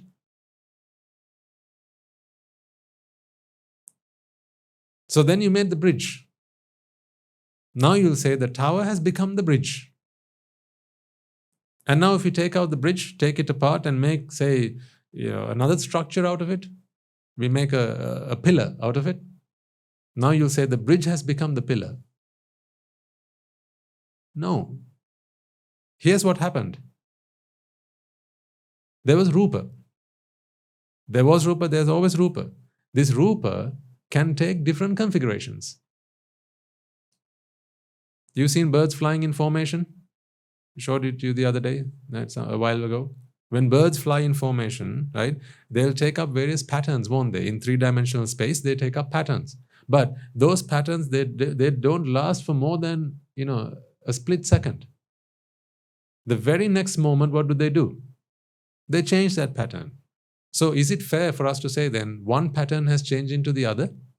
Do the birds know that they're flying in formation? No. Do they know that they are coming together to form that pattern? They don't know that. So if the very elements that constitute that pattern don't know that they're taking part in that, then how can we project? This is what happens. We project our perceptions, our fixed perceptions onto objects. That is what we do. So for you, this is a fan because you project a fan onto this. This is simply a manifestation of Rúpa. But you project a fixed fan onto this. Therefore, when this breaks, okay, I'm trying to explain to you where suffering comes from. So this is a good point in our sermon. When this breaks, actually this didn't break. This never broke. All that happened was configuration changed. Whose configuration changed? You can't answer that question. You can't say the fan's configuration changed because the fan is simply a perception of your own making. It's in your mental world. So what's in your world, you can't say is happening out here. So if this breaks, you'll say the fan broke. Ask the fan. I have to say ask the fan, but there is no fan here. This is just Rúpa in a certain configuration. See, do you see? This is the fan, this is the handle, and what is this? This is my hand, right? That is because that's what you project. I'll tell you the truth. This is Rúpa. This is also Rúpa. The fact that you can do this to you feels like this is one object and this is another object. That is all in your mind. Because now, you see, this is Rúpa, yeah, agreed. This is also Rúpa. What is there in between? What's there in between? That's also Rúpa. Apo, Tejo, Vayo, Patavi. This is also Rúpa. So where do you draw the line? Here's Rúpa, here after there's no Rúpa. You can't, because everywhere there's Rúpa. This is one configuration, this is another configuration, these are all configurations. But our mind perceives them as fixed entities. Therefore, in your mind, this is Swamin Wahanse's hand and this is Swamin Wahanse's fan. So, imagine if someone came with a cleaver and they cut it off from here, how would you feel? You'd be shocked. How could you do that? Something like that is innocent Swamin Wahanse. Because you'll feel that they've cut my hand. This is just Rúpa. In your mind, this is my hand. This configuration is a hand, yes. But that's all it is. It's just a configuration. That is why what you eat today, tomorrow becomes part of your body. It's just a change in configuration. Right? The carbohydrate you put into your body, tomorrow becomes part of your tissues. The proteins you put into your body, tomorrow becomes part of your liver. So what did you eat? Liver? No. Besides, it wasn't your liver you ate, clearly. So how does a carrot, how does a carrot become your liver? How does it become your lung? How does it become your heart? At what point did it become yours? Okay, answer that question for me. Now you go to the shop, you buy a carrot. Okay? You cook it, you eat it. In a week's time, it becomes your liver. Tell me, at which point did it become yours? Okay, I understand carrot becoming liver. When did it become yours? Through the journey of carrot, right, going through your mouth, right, digesting in your system, and then converting into tissues and cells and so on, right, and then becoming part of your liver. Tell me, at which point did it belong to you? You can't tell me when I bought it from the shop. That's not what I'm talking about. I'm talking about when did it become part of you? At what point could you say, now that carrot is all me? When can you say that? When it becomes my liver.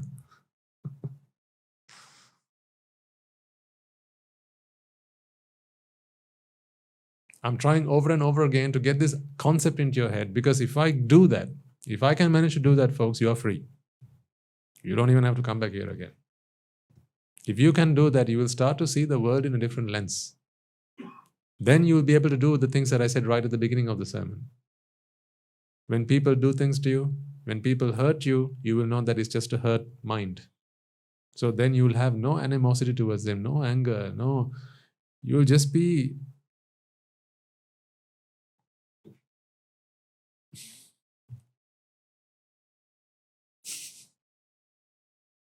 you'll just be full of compassion. That's what you'll be.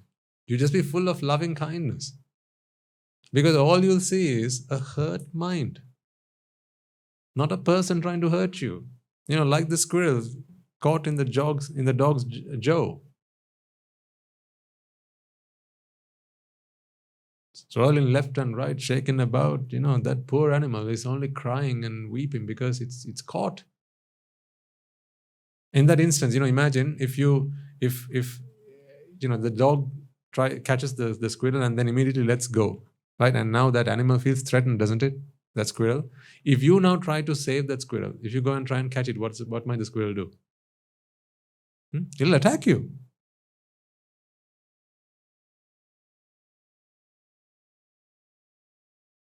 Because it's gone into defense mode. It's trying to protect itself with every ounce of energy it's got. It'll scratch you. It might even bite you. But you'll say, oh, I try to help it. Why is it doing that to me? Because it doesn't know that you're trying to help it. Because in that moment, it just feels threatened. Similarly, when a mind is vexed, all the mind's looking for is relief.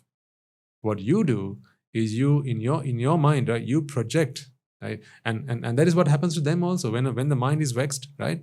When a person is vexed, they'll see you as a person, and the person that is a threat to them. That's what they'll see within you. But so if you also see them the same way, then you are no better. It's all right for them to do it because they don't come here. We don't teach them. We don't give them instruction. We don't give them the Dhamma. But if you do it, that's not very good. So I'm trying to instill into your minds, this concept of what do we mean by this fixed concept? What is this fixedness? What is this separatedness? You project it.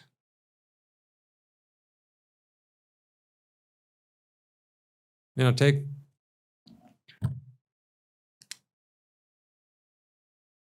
even better. I think I talked to you about it the other day. This is a betel leaf. Yeah. So now you can't help yourself but project a unit here. Isn't this a betel leaf? You don't feel that the betel leaf and the hand are one and the same, do you? No, you feel this is a betel leaf and this is a betel leaf. It's a betel leaf, a betel leaf, a betel leaf. Right?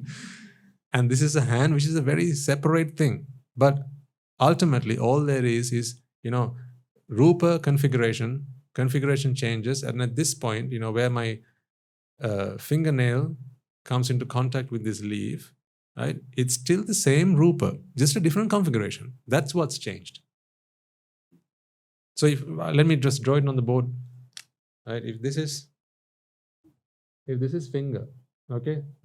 This is the configuration of Rúpa on the finger. This is the configuration of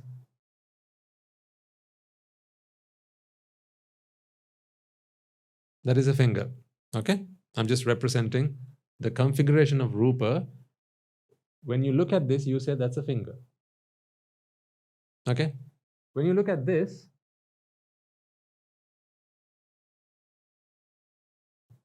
now you'll say that's a leaf. This is what's going on here. Please try and see what I'm trying to explain to you. Then you'll be free. This is what you see here. What you see as a finger, what you see as a leaf are simply configurational differences. These are configurational differences, nothing else. Because this is also, if they were, say, I'll draw a fourth shape, let's say a rectangle.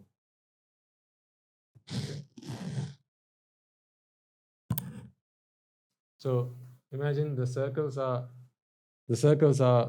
Patavi, the squares are Apo, the rectangles are Tejo, and the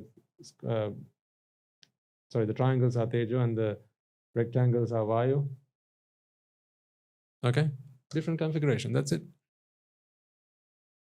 But when they have a different configuration, to the outside, they look different. That is the difference that you see. They look different. But clearly, aren't all things just the basic elements? It's all carbon, hydrogen, helium, oxygen, beryllium, borons, and it's all the same stuff. So, but the way they come together, right, and the bonds that they form between themselves, that is what characteristically will look different to the outside. That is the same thing that's going on here. So if they're all just the same stuff, just rearranged, Now, how come they are so different from each other? This is not a separate thing to this. The reason that you see a finger is because these Rúpa are in this moment, in this arrangement. That is what I mean by anicca. In this moment, they are in this arrangement. In a flash of a second, if I could change the arrangement, now you no longer see a finger, what you see is a leaf. So what is anicca? The fact that this is not a fixed, there's no fixed finger. What there is are the elements arranged in a certain order every moment. In the very next moment, I could take this out. You don't see a finger anymore. Now perhaps you see maybe a tiger. Quite possibly. But put this back in here again. Now you see a finger. Take it out. Tiger. Put this back in. Finger. So that tells you, doesn't it, that there is no fixed finger? Neither is there a fixed tiger. Neither is there a fixed leaf. Nothing is fixed. In every moment, they keep on manifesting. Meaning, this, and this, when they come together in that order, every moment, now it manifests a finger. Do you get that? Do you all understand that? Put your hand up if you want me to go through that one more time.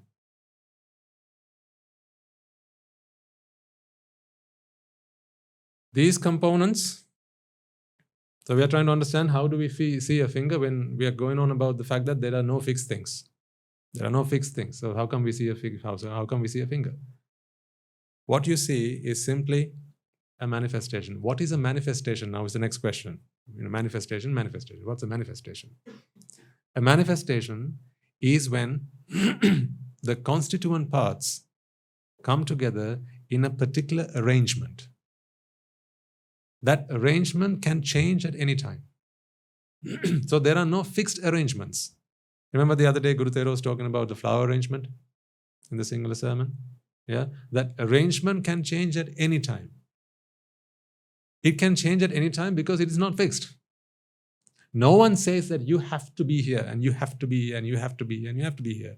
It just happens to be that causes have coincided in a certain way that this is actually a coincidence. It is by coincidence that these causes have come together in this arrangement. That is why we say a finger is an anicca object. In other words, it's a manifestation. Manifestation. How so? These component parts, by their coming together in this arrangement, now we see as onlookers a finger. But it is not a fixed element because all it requires is take out one of these components and you no longer see a finger. Meaning the finger is not fixed. Means it's not separate. It's not an entity that is unchanging. It is not a permanent entity. It's not like the finger will always be a finger. It is every moment becoming a finger. That is the point I'm trying to get across to you. Because at t equals 1, these objects have to come together in this arrangement. At t equals 2, these components have to come together in this arrangement, these elements. At t equals 3, these elements have to come together in this arrangement. If at t equals 4, this guy drops out, now this is you no longer see the same arrangement.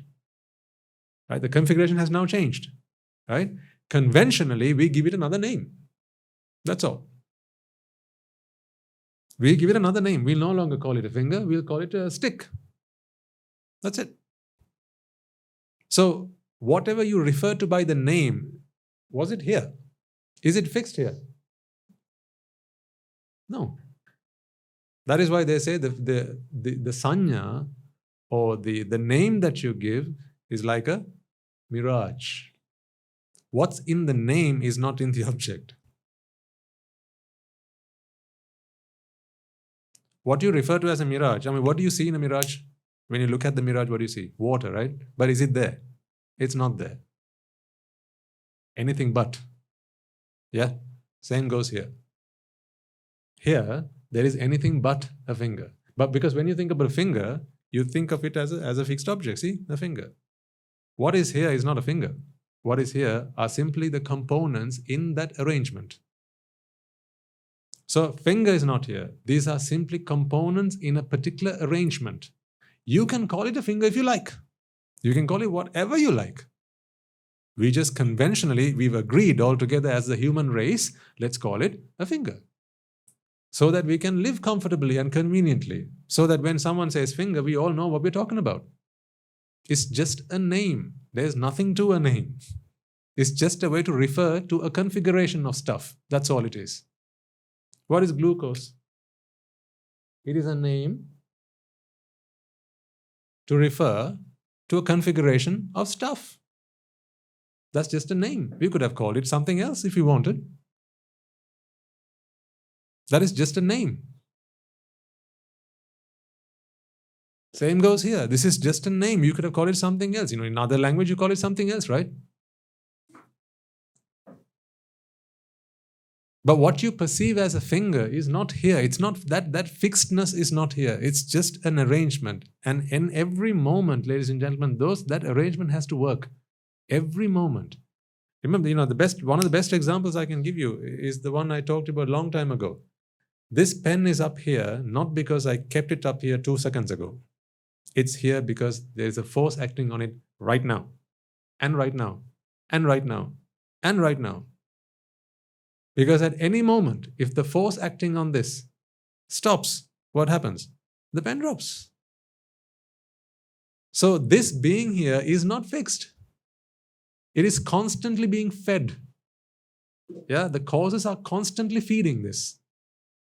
So this being in this position is constantly being supported by the causes that are constantly feeding it. In the same way here. This arrangement is constantly being nourished. Though there's energy that's putting all these components in that arrangement every moment. That is what people refer to as the Paccuppanna Muhurta. But really, we need to step away from this moment idea. I personally don't like the Paccuppanna Muhurta part. Because that gives a wrong connotation. It's not a Muhurta, it's not a moment. It's just a nature. It's the nature of causes resulting in an effect. That is what it is. In other words, because the Dhamma is timeless. So if all phenomenon, if the cosmos is timeless, then how can we talk about a Muhurta? I don't mind people talking about Muhurta, but the problem is when people think about in terms of time, they feel that we are talking about this moment, this moment, this moment, this moment, and so on. We're not talking about moments. What we are talking about is the fact, the phenomenon, that the only reason things exist, or at least appear to exist, is because conditions are constantly leaned towards that. Conditions are constantly and always, right? The conditions for that manifestation are always coming together. Not in a moment, because if you talk about moments, then there should be the time between those two moments. There is no time where nothing's happening. Right? These 1, 2, 3, 4, 5. These 5 elements, there's not a time where these 5 elements are doing nothing. And then every second they come together, right? And then very briefly they go apart. That's not how it happens. There is sufficient energy in this system to bring all these elements in this order, in this arrangement, and it's like that throughout. For as long as the energy is there to keep those components in that order, in that arrangement, you see a finger. In fact, you don't see a finger, you see an arrangement. You see a structure, you give it a name, finger. That is why you can change this to this, simply by rearranging these things. Isn't that how we recycle? Isn't that how the bridge became the tower? The components in a different arrangement give a different structure. So this is a structure. The same stuff makes this structure. It's the same stuff. If you did a chemical analysis on this, right, and you find out what elements this is made of, the same elements make this up. But why does this look like a hand and this looks like a leaf? Different arrangement. That's why. And different quantities. Quantities are different, arrangement is different. That's why. But this is not a fixed hand, because those quantities and those arrangements, they happen all the time.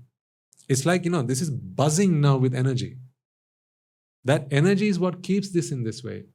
And it's not the energy from yesterday. It's happening right now. If it stopped happening right now, just like this pen, the moment you stop supplying energy to it, it will drop. In the same way, if energy stopped happening right now, you will no longer see a hand here. This will disperse.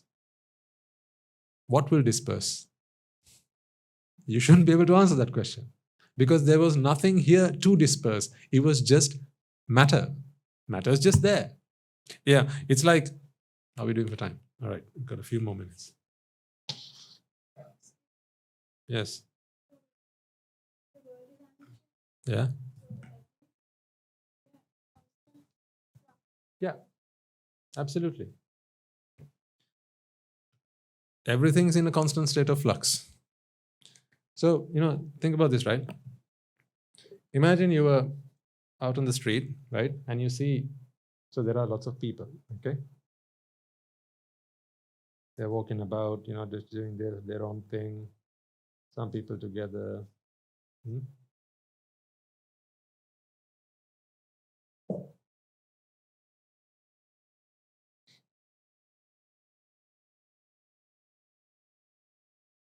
So this is just people, okay?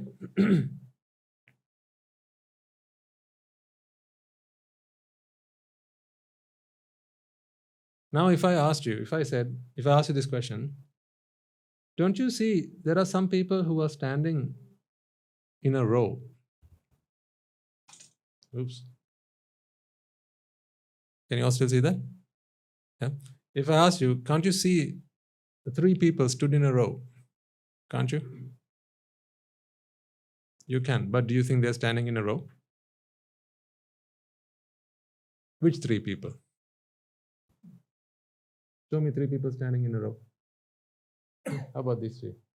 I move this guy a little bit to the left. See, they are now stood in a row. Okay? See? They're also stood in a row. Who else? See? Do you think they planned this?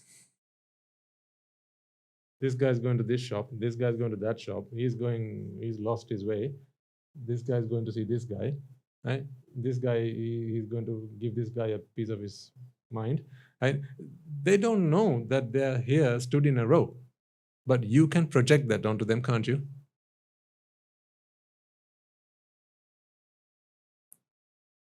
You know the star signs, don't you, in the sky? Think about how people have been able to project the zodiac signs.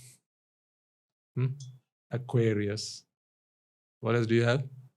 Sagittarius, Pisces, and so on, right? So, there are stars out in the sky. There are stars out there, and some guy thinks, oh yeah, I can see that. That's a deer.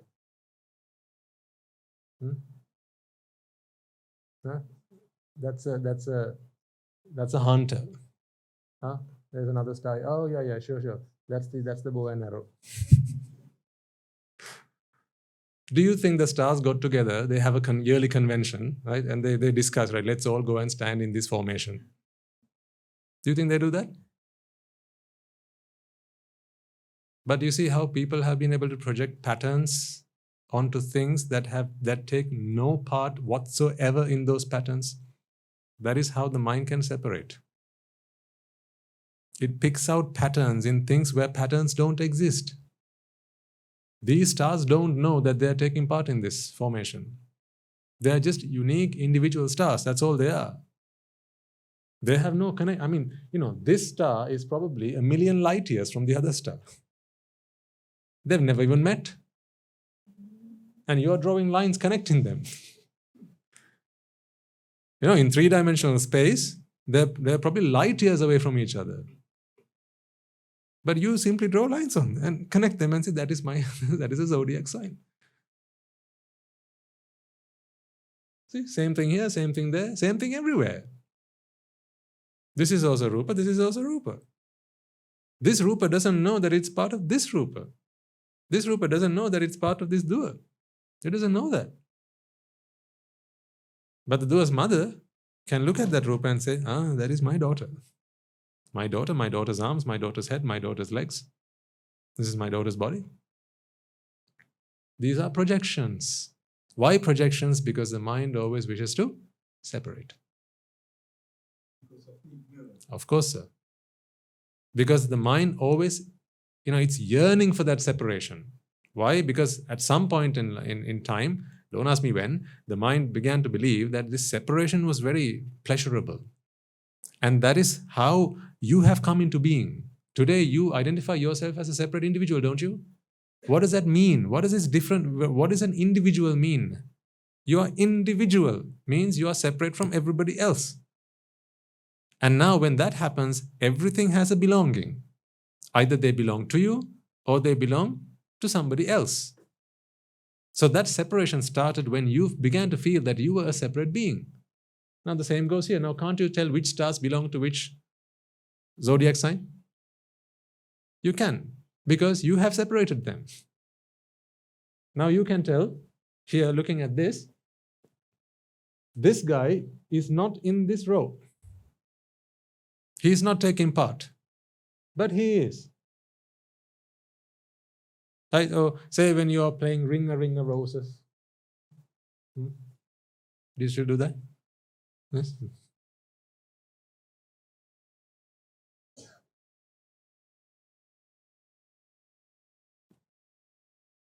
You're all stood in a circle. Where's the circle? Blindfold them. Imagine they were just standing here and there. We blindfolded them, and then we brought them by their arms and said, stand there, don't move. And we did that to all, 15 of them. Okay? Now do they know they're stood in a circle? No, but can't you see that they're in a circle? Where is that circle? It's in your mind. Because you separate them from everybody else. This circle, the people who are stood in this circle are stood in this circle and nowhere else. Just like this pen. Once you see this pen, everything in this world is not this pen. It seems like basic, but this is so profound what I'm trying to explain to you here. Once you see this pen, everything else in this world is not this pen. Much like once they are stood in this circle, how about this guy? Is he in a circle? He's not in the circle. So what happens if this guy starts to wander away? He starts going here. What are you going to say? Oi, come back. And stand where? Stand in whose circle? Stand in my circle. He'll go, what circle? Won't he? He'll ask, what circle? Because he doesn't know what a circle. Because that is your circle. You project it onto this. Now, in the same way, this is a leaf. This is a finger. The cells or the molecules, the atoms, the elements of this that go into making what you call a finger don't know that it's part of a finger. In much the same way that the molecules and the atoms and the elements that make up this leaf don't know that it's part of a leaf. You know that. In fact, you project that. That is why you see this as a finger and this as a leaf. So the moment you see that now this finger has something it belongs to, what? The hand. And the hand has something it belongs to, what? The body. The body has something it belongs to, who? The Swaminathan. Because the moment you start separating one thing, everything else also separates. It's not like you can just separate one thing and let everything else be like that. That's not how it happens. Because once separation happens on the inside, it's like wearing colored glasses. If you wore a colored glass, a pair of colored glasses, the moment you switch it on, only certain things look colored or everything looks colored? Everything looks colored. So when separation happens inside and you begin to identify yourself as an individual, now everything in this world becomes separate entities. So now there are men, there are women, there are black men, there are white men, there are animals, and there are cats and dogs and giraffes and elephants and all those things. They're all out there. Everything in this world is separate, and also, not just that, you don't stop there, they all have an owner. They all have an owner. Either it's me or it's somebody else. And then what's better, we can all get together and say, well, we all belong to somebody else. That's also nice. Because we need an owner, don't we? I belong to someone. Because that sense of ownership is a nice feeling, isn't it? Feeling of belonging. That's what people yearn for. They want to feel belong, don't they? That's why, that's why people want friends, companions, because they want to feel belong. I belong to this family. I belong to my clan. I belong to my country. I belong to my village. I belong to my school. I belong to my community. So imagine if you had no one to belong to. Now you have a deep sense of belonging that you need to satisfy, but no one to belong to. Then what do? Oh yeah.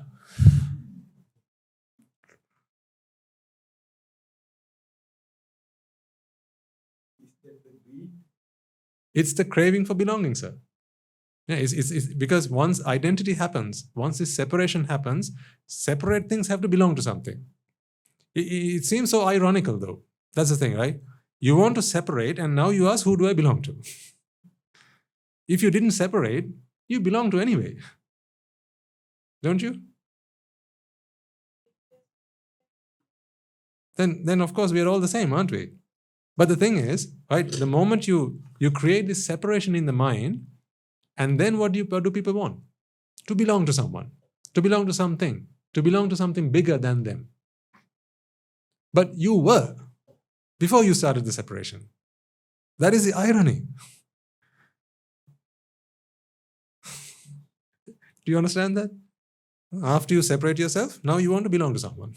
Well, if you didn't separate, you belonged in the first place. We all belong to God. We belong to nature. We belong to the universe. So why separate them? After you separate, now again you feel, oh, I need to belong. Because there's a natural tendency to want to belong to something bigger, something greater. There's a natural tendency because, all energy belongs to the same source. But ignorance and attachment have always, it's always hijacked. So that need to belong never goes away in that sense. But of course, in the other sense, once you have this separation, you always talk about what belongs to what. So what do you separate from what? The question is flawed. You can't separate anything from anything because if you're talking about that, then you have misunderstood the concept of separation. So why all this? So you can take down notes and take it home and put it in your Dhamma book? No. This is so you can, when you live out there, when people bump into you and people step on your toe, right? Or when people shortchange you or come and say something bad to you and try and hurt your feelings or whatever, you need to understand it's just energy. It's just a mind. Ignorance and attachment have gotten the better of them. Okay, it's all the same. But because of ignorance, attachment happens, and attachment happens, separation happens. When separation happens, they feel that they are an individual and you are trespassing their personal space. You are treading on my toe. You are stepping on my ground. Keep your hands to yourself. Don't touch me. See? If there's no separation between the leaf and the hand, where's the separation between your hand and my hand? It goes both ways, whether it's aversion or desire. Why does a girl want to hold a boy's hand? Why does a man want to hold a woman's hand? Because again, they feel they're separate. Otherwise, what's the difference? What difference is there between this, right? And the difference between this being a man, this being a woman, and now this? Something seems very different, doesn't it? Very, very different. My left hand, my right hand. My left hand, her right hand. Now? Something seems weird. Something seems awkward. Something seems different, doesn't it? Because now these hands belong to someone. You've gone beyond matter. You've gone beyond Rúpa. That's when the Buddha talks about Abhisankara, he says, Rūpan rūpattaya sankatang abhisankaranti. When you go beyond Rúpa and see something more than Rúpa, an owner of Rúpa, the Rúpa belonging to someone, a person out of a Rúpa, an identity for Rúpa, an individualized Rúpa, the personification of Rúpa, all this is because of ignorance. That is when this hand and my hand and her hand, now that sends a shiver down my spine. But my hand and my own hand, no. But this was also carrot. That was also carrot. A week ago. We shared the same carrot. Just think about it. We ate from the same pot of rice. Come on, folks. Do you still want to live your lay lives? Huh? We all ate the same rice pot. We split the same carrot in half. She ate half, I ate the other half. One half went into making her hand, the other half went into making my hand. Right? And now we hold hands and we say, that feels good. 2 weeks ago, that was the same carrot.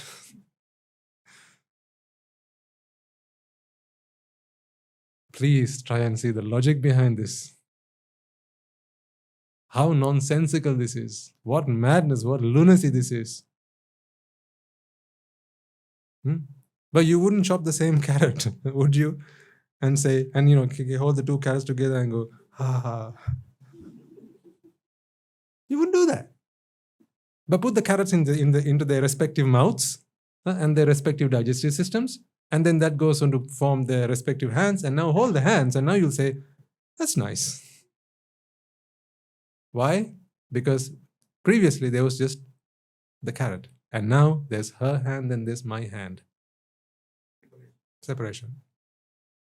That separation is not really out there. It's only a figment of your own mind. It's a creation of your own mind, and now you project it to the same carrot. I mean, that should be the best example, right? If we eat the same stuff, we eat from the same soil, we eat from the same tree, we breathe the same air, we drink the same water. How come when two people have gone through the same process, now they look at each other and go, oh, you are very different to me, and I am very different to you. Clearly, it's not the bodies, it's not the Rúpa, but there's a mind inside, isn't there? There's a mind inside each of those systems, and they are both hijacked by ignorance. Ignorance to separate. And therefore, separation happens in both minds, and now they project it onto each other. And now Adam sees Eve, and Eve sees Adam. That's what happens. Before they ate the forbidden fruit, they were all the same. But after that, you're a man, I'm a woman, we are naked, yikes, let's cover up. Because of ignorance.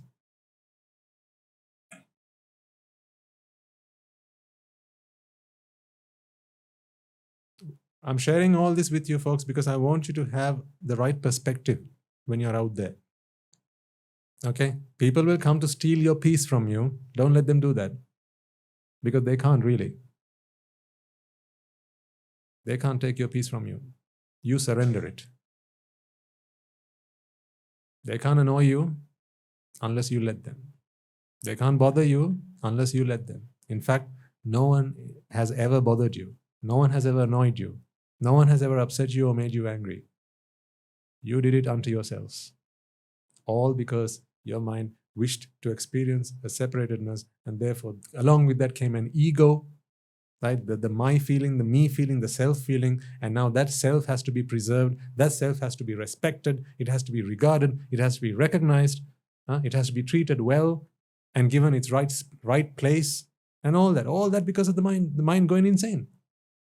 If you feel that someone has to respect you, okay, if you feel that someone has to treat you well, someone has to regard you with respect, right, and speak in nice words, in respectful words, give you that salute, say good morning to you. If you feel that you are junior or you are senior or you are the same, all of this is because the mind's gone insane. It's created a self inside, which is that separation. And then after that, now I am here, you are there, let's work out how we treat each other. That's all this is. So apply this understanding to all situations that you come across in life. When you do that, you're an Aryan. When you don't do that, you're not. So it's not a badge that I can give you to wear on your crest. It's what you do that makes you an Aryan. Kammana vasalo hoti, kammana hoti brahmano. Likewise, kammana aryo hoti, kammana hoti anaryo. Your approach, what you do mentally, how you reflect on that, that is what makes you an Aryan. So in each moment, take the right approach. Right view, right understanding, right contemplation, right thought, right speech, right actions, right livelihood, right concentration, right approach. Take the right approach. That is the Noble Eightfold Path. Living, breathing, walking around, eating, sleeping, doing whatever you're doing, take the right approach. Come to your senses. Understand this truth. Reflect on that. Be mindful. Be mindfully aware of this truth. That is what we talked about the other day. Not just being mindful, being mindfully aware of the truth. Because you can be mindfully aware of the false, of a falsehood. What's the use of that? Be mindfully aware of the truth. And the truth will set you free. In that moment, Nibbána is not something you're going to achieve tomorrow. It's something you achieve in this moment. So don't dream to attain Nibbána in 20 years' time, 10 years' time, 15 years' time. Nibbána is lost now. Therefore, Nibbána can be found now. Shall I give you Nibbána? There you go. You got Nibbána. But the moment I gave it to you, you defiled it. So stop doing that. Shall I give it to you again? I gave it to you twice. Stop doing that. Stop defiling it. Stop ruining it. Stop spoiling it. Nibbána is with you by default.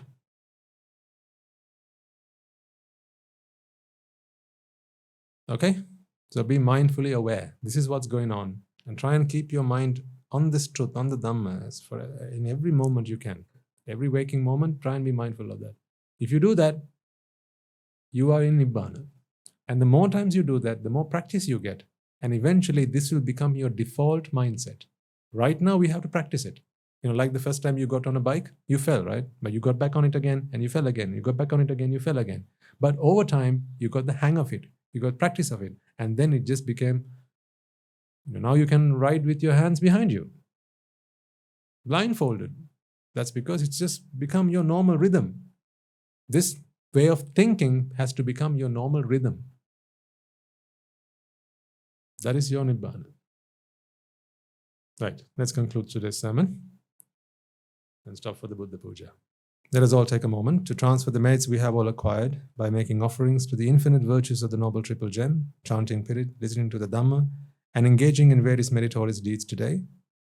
First and foremost, let us remind ourselves how incredibly fortunate we are to be in receipt of the Lord Buddha's teaching, and with immense gratitude, let us transfer these merits to the bhikkhus and bhikkhunis, upasakas and upasikas, who since time immemorial have protected and preserved the sublime teachings of the Buddha and passed it down through the generations of the noble lineage in the form of the Tripitaka, which is thankfully available to us today to study, understand, and comprehend the Dhamma. Let us transfer the merits we have acquired to all members of the Mahasangha present throughout the world, including the chief prelates of all of the chapters who dedicated their lives to the noble path and have committed themselves towards the betterment of all sentient beings. Let us not forget that among them are the monks and nuns resident in your local temples and nunneries, who have always been by your side through thick and thin, come rain or shine. Let us transfer these merits to Guru Swami Wahanse, as well as all the teachers resident at this monastery, the Anagarikas and Anagarika communities attached to the monastery. Let us take a moment to transfer these merits and express our gratitude to those who make great efforts to disseminate the teachings of the Buddha, be that by transliterating these talks, sharing them out with others, or inviting others to join them, and may, through the power of these merits, if any of them have been born in the woeful plane, redeem themselves and be born in the blissful plane, may, through the power of these merits, they abstain from the unmeritorious deeds, fulfill the meritorious deeds, fulfill the Noble Eightfold Path, and may they all attain the supreme bliss of Nibbána. Sadhu, sadhu, sadhu. Let us take a moment to transfer the merits we have acquired to our devotees and friends of the monastery, who for the sake of merits continue to sustain the Mahasangha. This includes everyone from those of you who contributed to the construction of the monastery to those who provide the Mahasangha with shelter, alms, robes, and medicines, as well as those who passed on their know-how and continue to extend their well wishes. May through the power of these merits they abstain from the unmeritorious deeds, fulfill the meritorious deeds, fulfill the Noble Eightfold Path, and may they all attain the supreme bliss of Nibbana. Sadhu, sadhu, sadhu. Let us also take a moment to transfer merits to our mothers, fathers, husbands and wives, brothers and sisters, sons and daughters, grandparents, uncles, aunts, cousins, nephews and nieces, our elders, friends and acquaintances, employees and employees, and to all those who have helped us, supported us, and assisted us along the way. By the power of these merits, may they be healed of any physical and mental ailments and overcome any obstacles to their spiritual progress. May they abstain from the unmeritorious deeds, fulfill the meritorious deeds, fulfill the Noble Eightfold Path, and may they all attain the supreme bliss of Nibbana. Sadhu, sadhu, sadhu. Let us take a moment to transfer the merits to the devas, brahmas, spirits and demons, primarily the Sakadeva, as well as all the numerous gods and deities who are committed to protect and fulfill the Sambuddhasasana. Let us transfer our merits to the guardian deities who keep a watchful eye over us and keep us out of harm's way. And may, by the power of these merits, they prosper in divine power and wisdom. May they abstain from the unmeritorious deeds, fulfill the meritorious deeds, fulfill the Noble Eightfold Path, and may they all attain the supreme bliss of Nibbana. Sadhu, sadhu, sadhu. Let us take a moment to transfer merits to our ancestors who have predeceased us and to all those who have been families, friends, and acquaintances in this infinitely long journey of samsara, and to those who have helped, supported, and assisted us along the way. Let us also transfer these merits to the members of the armed forces as well as the police force who have sacrificed their lives to protect the peace and harmony of our nation. And may all those who lost their lives in the war, be their friend or foe, rejoice in the merits that we have acquired today. Let us transfer merits to all those who lost their lives in natural calamities such as the tsunamis and earthquakes, landslides, pandemics, forest fires, and so on, reminding ourselves that among them will be those who have been friends and family to us in this long journey of samsara. Let us take a moment to transfer these merits to them, and may by the power of these merits, if any of them have been born in the woeful plains, they redeem themselves and be born in the blissful plane. May they abstain from the unmeritorious deeds, fulfill the meritorious deeds, fulfill the Noble Eightfold Path, and may they all attain the supreme bliss of Nibbana. Sadhu, sadhu, sadhu. Let us all resolve that may, through the power and blessings of all the merits we have acquired throughout the day, we be able to witness the advent of many hundreds of thousands of arahants on this blessed land. And finally, may by the power of all the merits we have acquired throughout the day, you and I, and everyone who's helped make this program a success, become an Arahatun Vahanse, an Arahat Theranin Vahanse, in this very life itself, and in the era of the Gautama Supreme Buddha itself. Sadhu, sadhu, sadhu. May the blessings of the Noble Triple Gem be with you forever. And the members of the Mahasangha will now transfer their blessings to you. Raga ginnen idetva, desha ginnen idetva, moha ginnen idetva, Nibbana Parama Sukhayan Sukhita Taravetva. Nibbana Parama Sukhayan Sukhita Taravetva. Mamada Siyalu Loka Siyalu Satmayo Nibbana Parama Sukhayan Sukhita Taravetva. Nibbana Parama Sukhayan Sukhita Taravetva. Nibbana Parama Sukhayan Sukhita Taravetva. Raga Gini Niveva, Desha Gini Niveva, Moha Gini Niveva, Nivan Sapa Labeva, Nivan Sapa Labeva, Nivan Sapa Labeva. Tunrange, Suvisi Ananta Mahaguna Belin, Silu Loka Silu Satyoma, Nibbana Paramasukhen Sukhita Taravetva. Sadhu, sadhu, sadhu.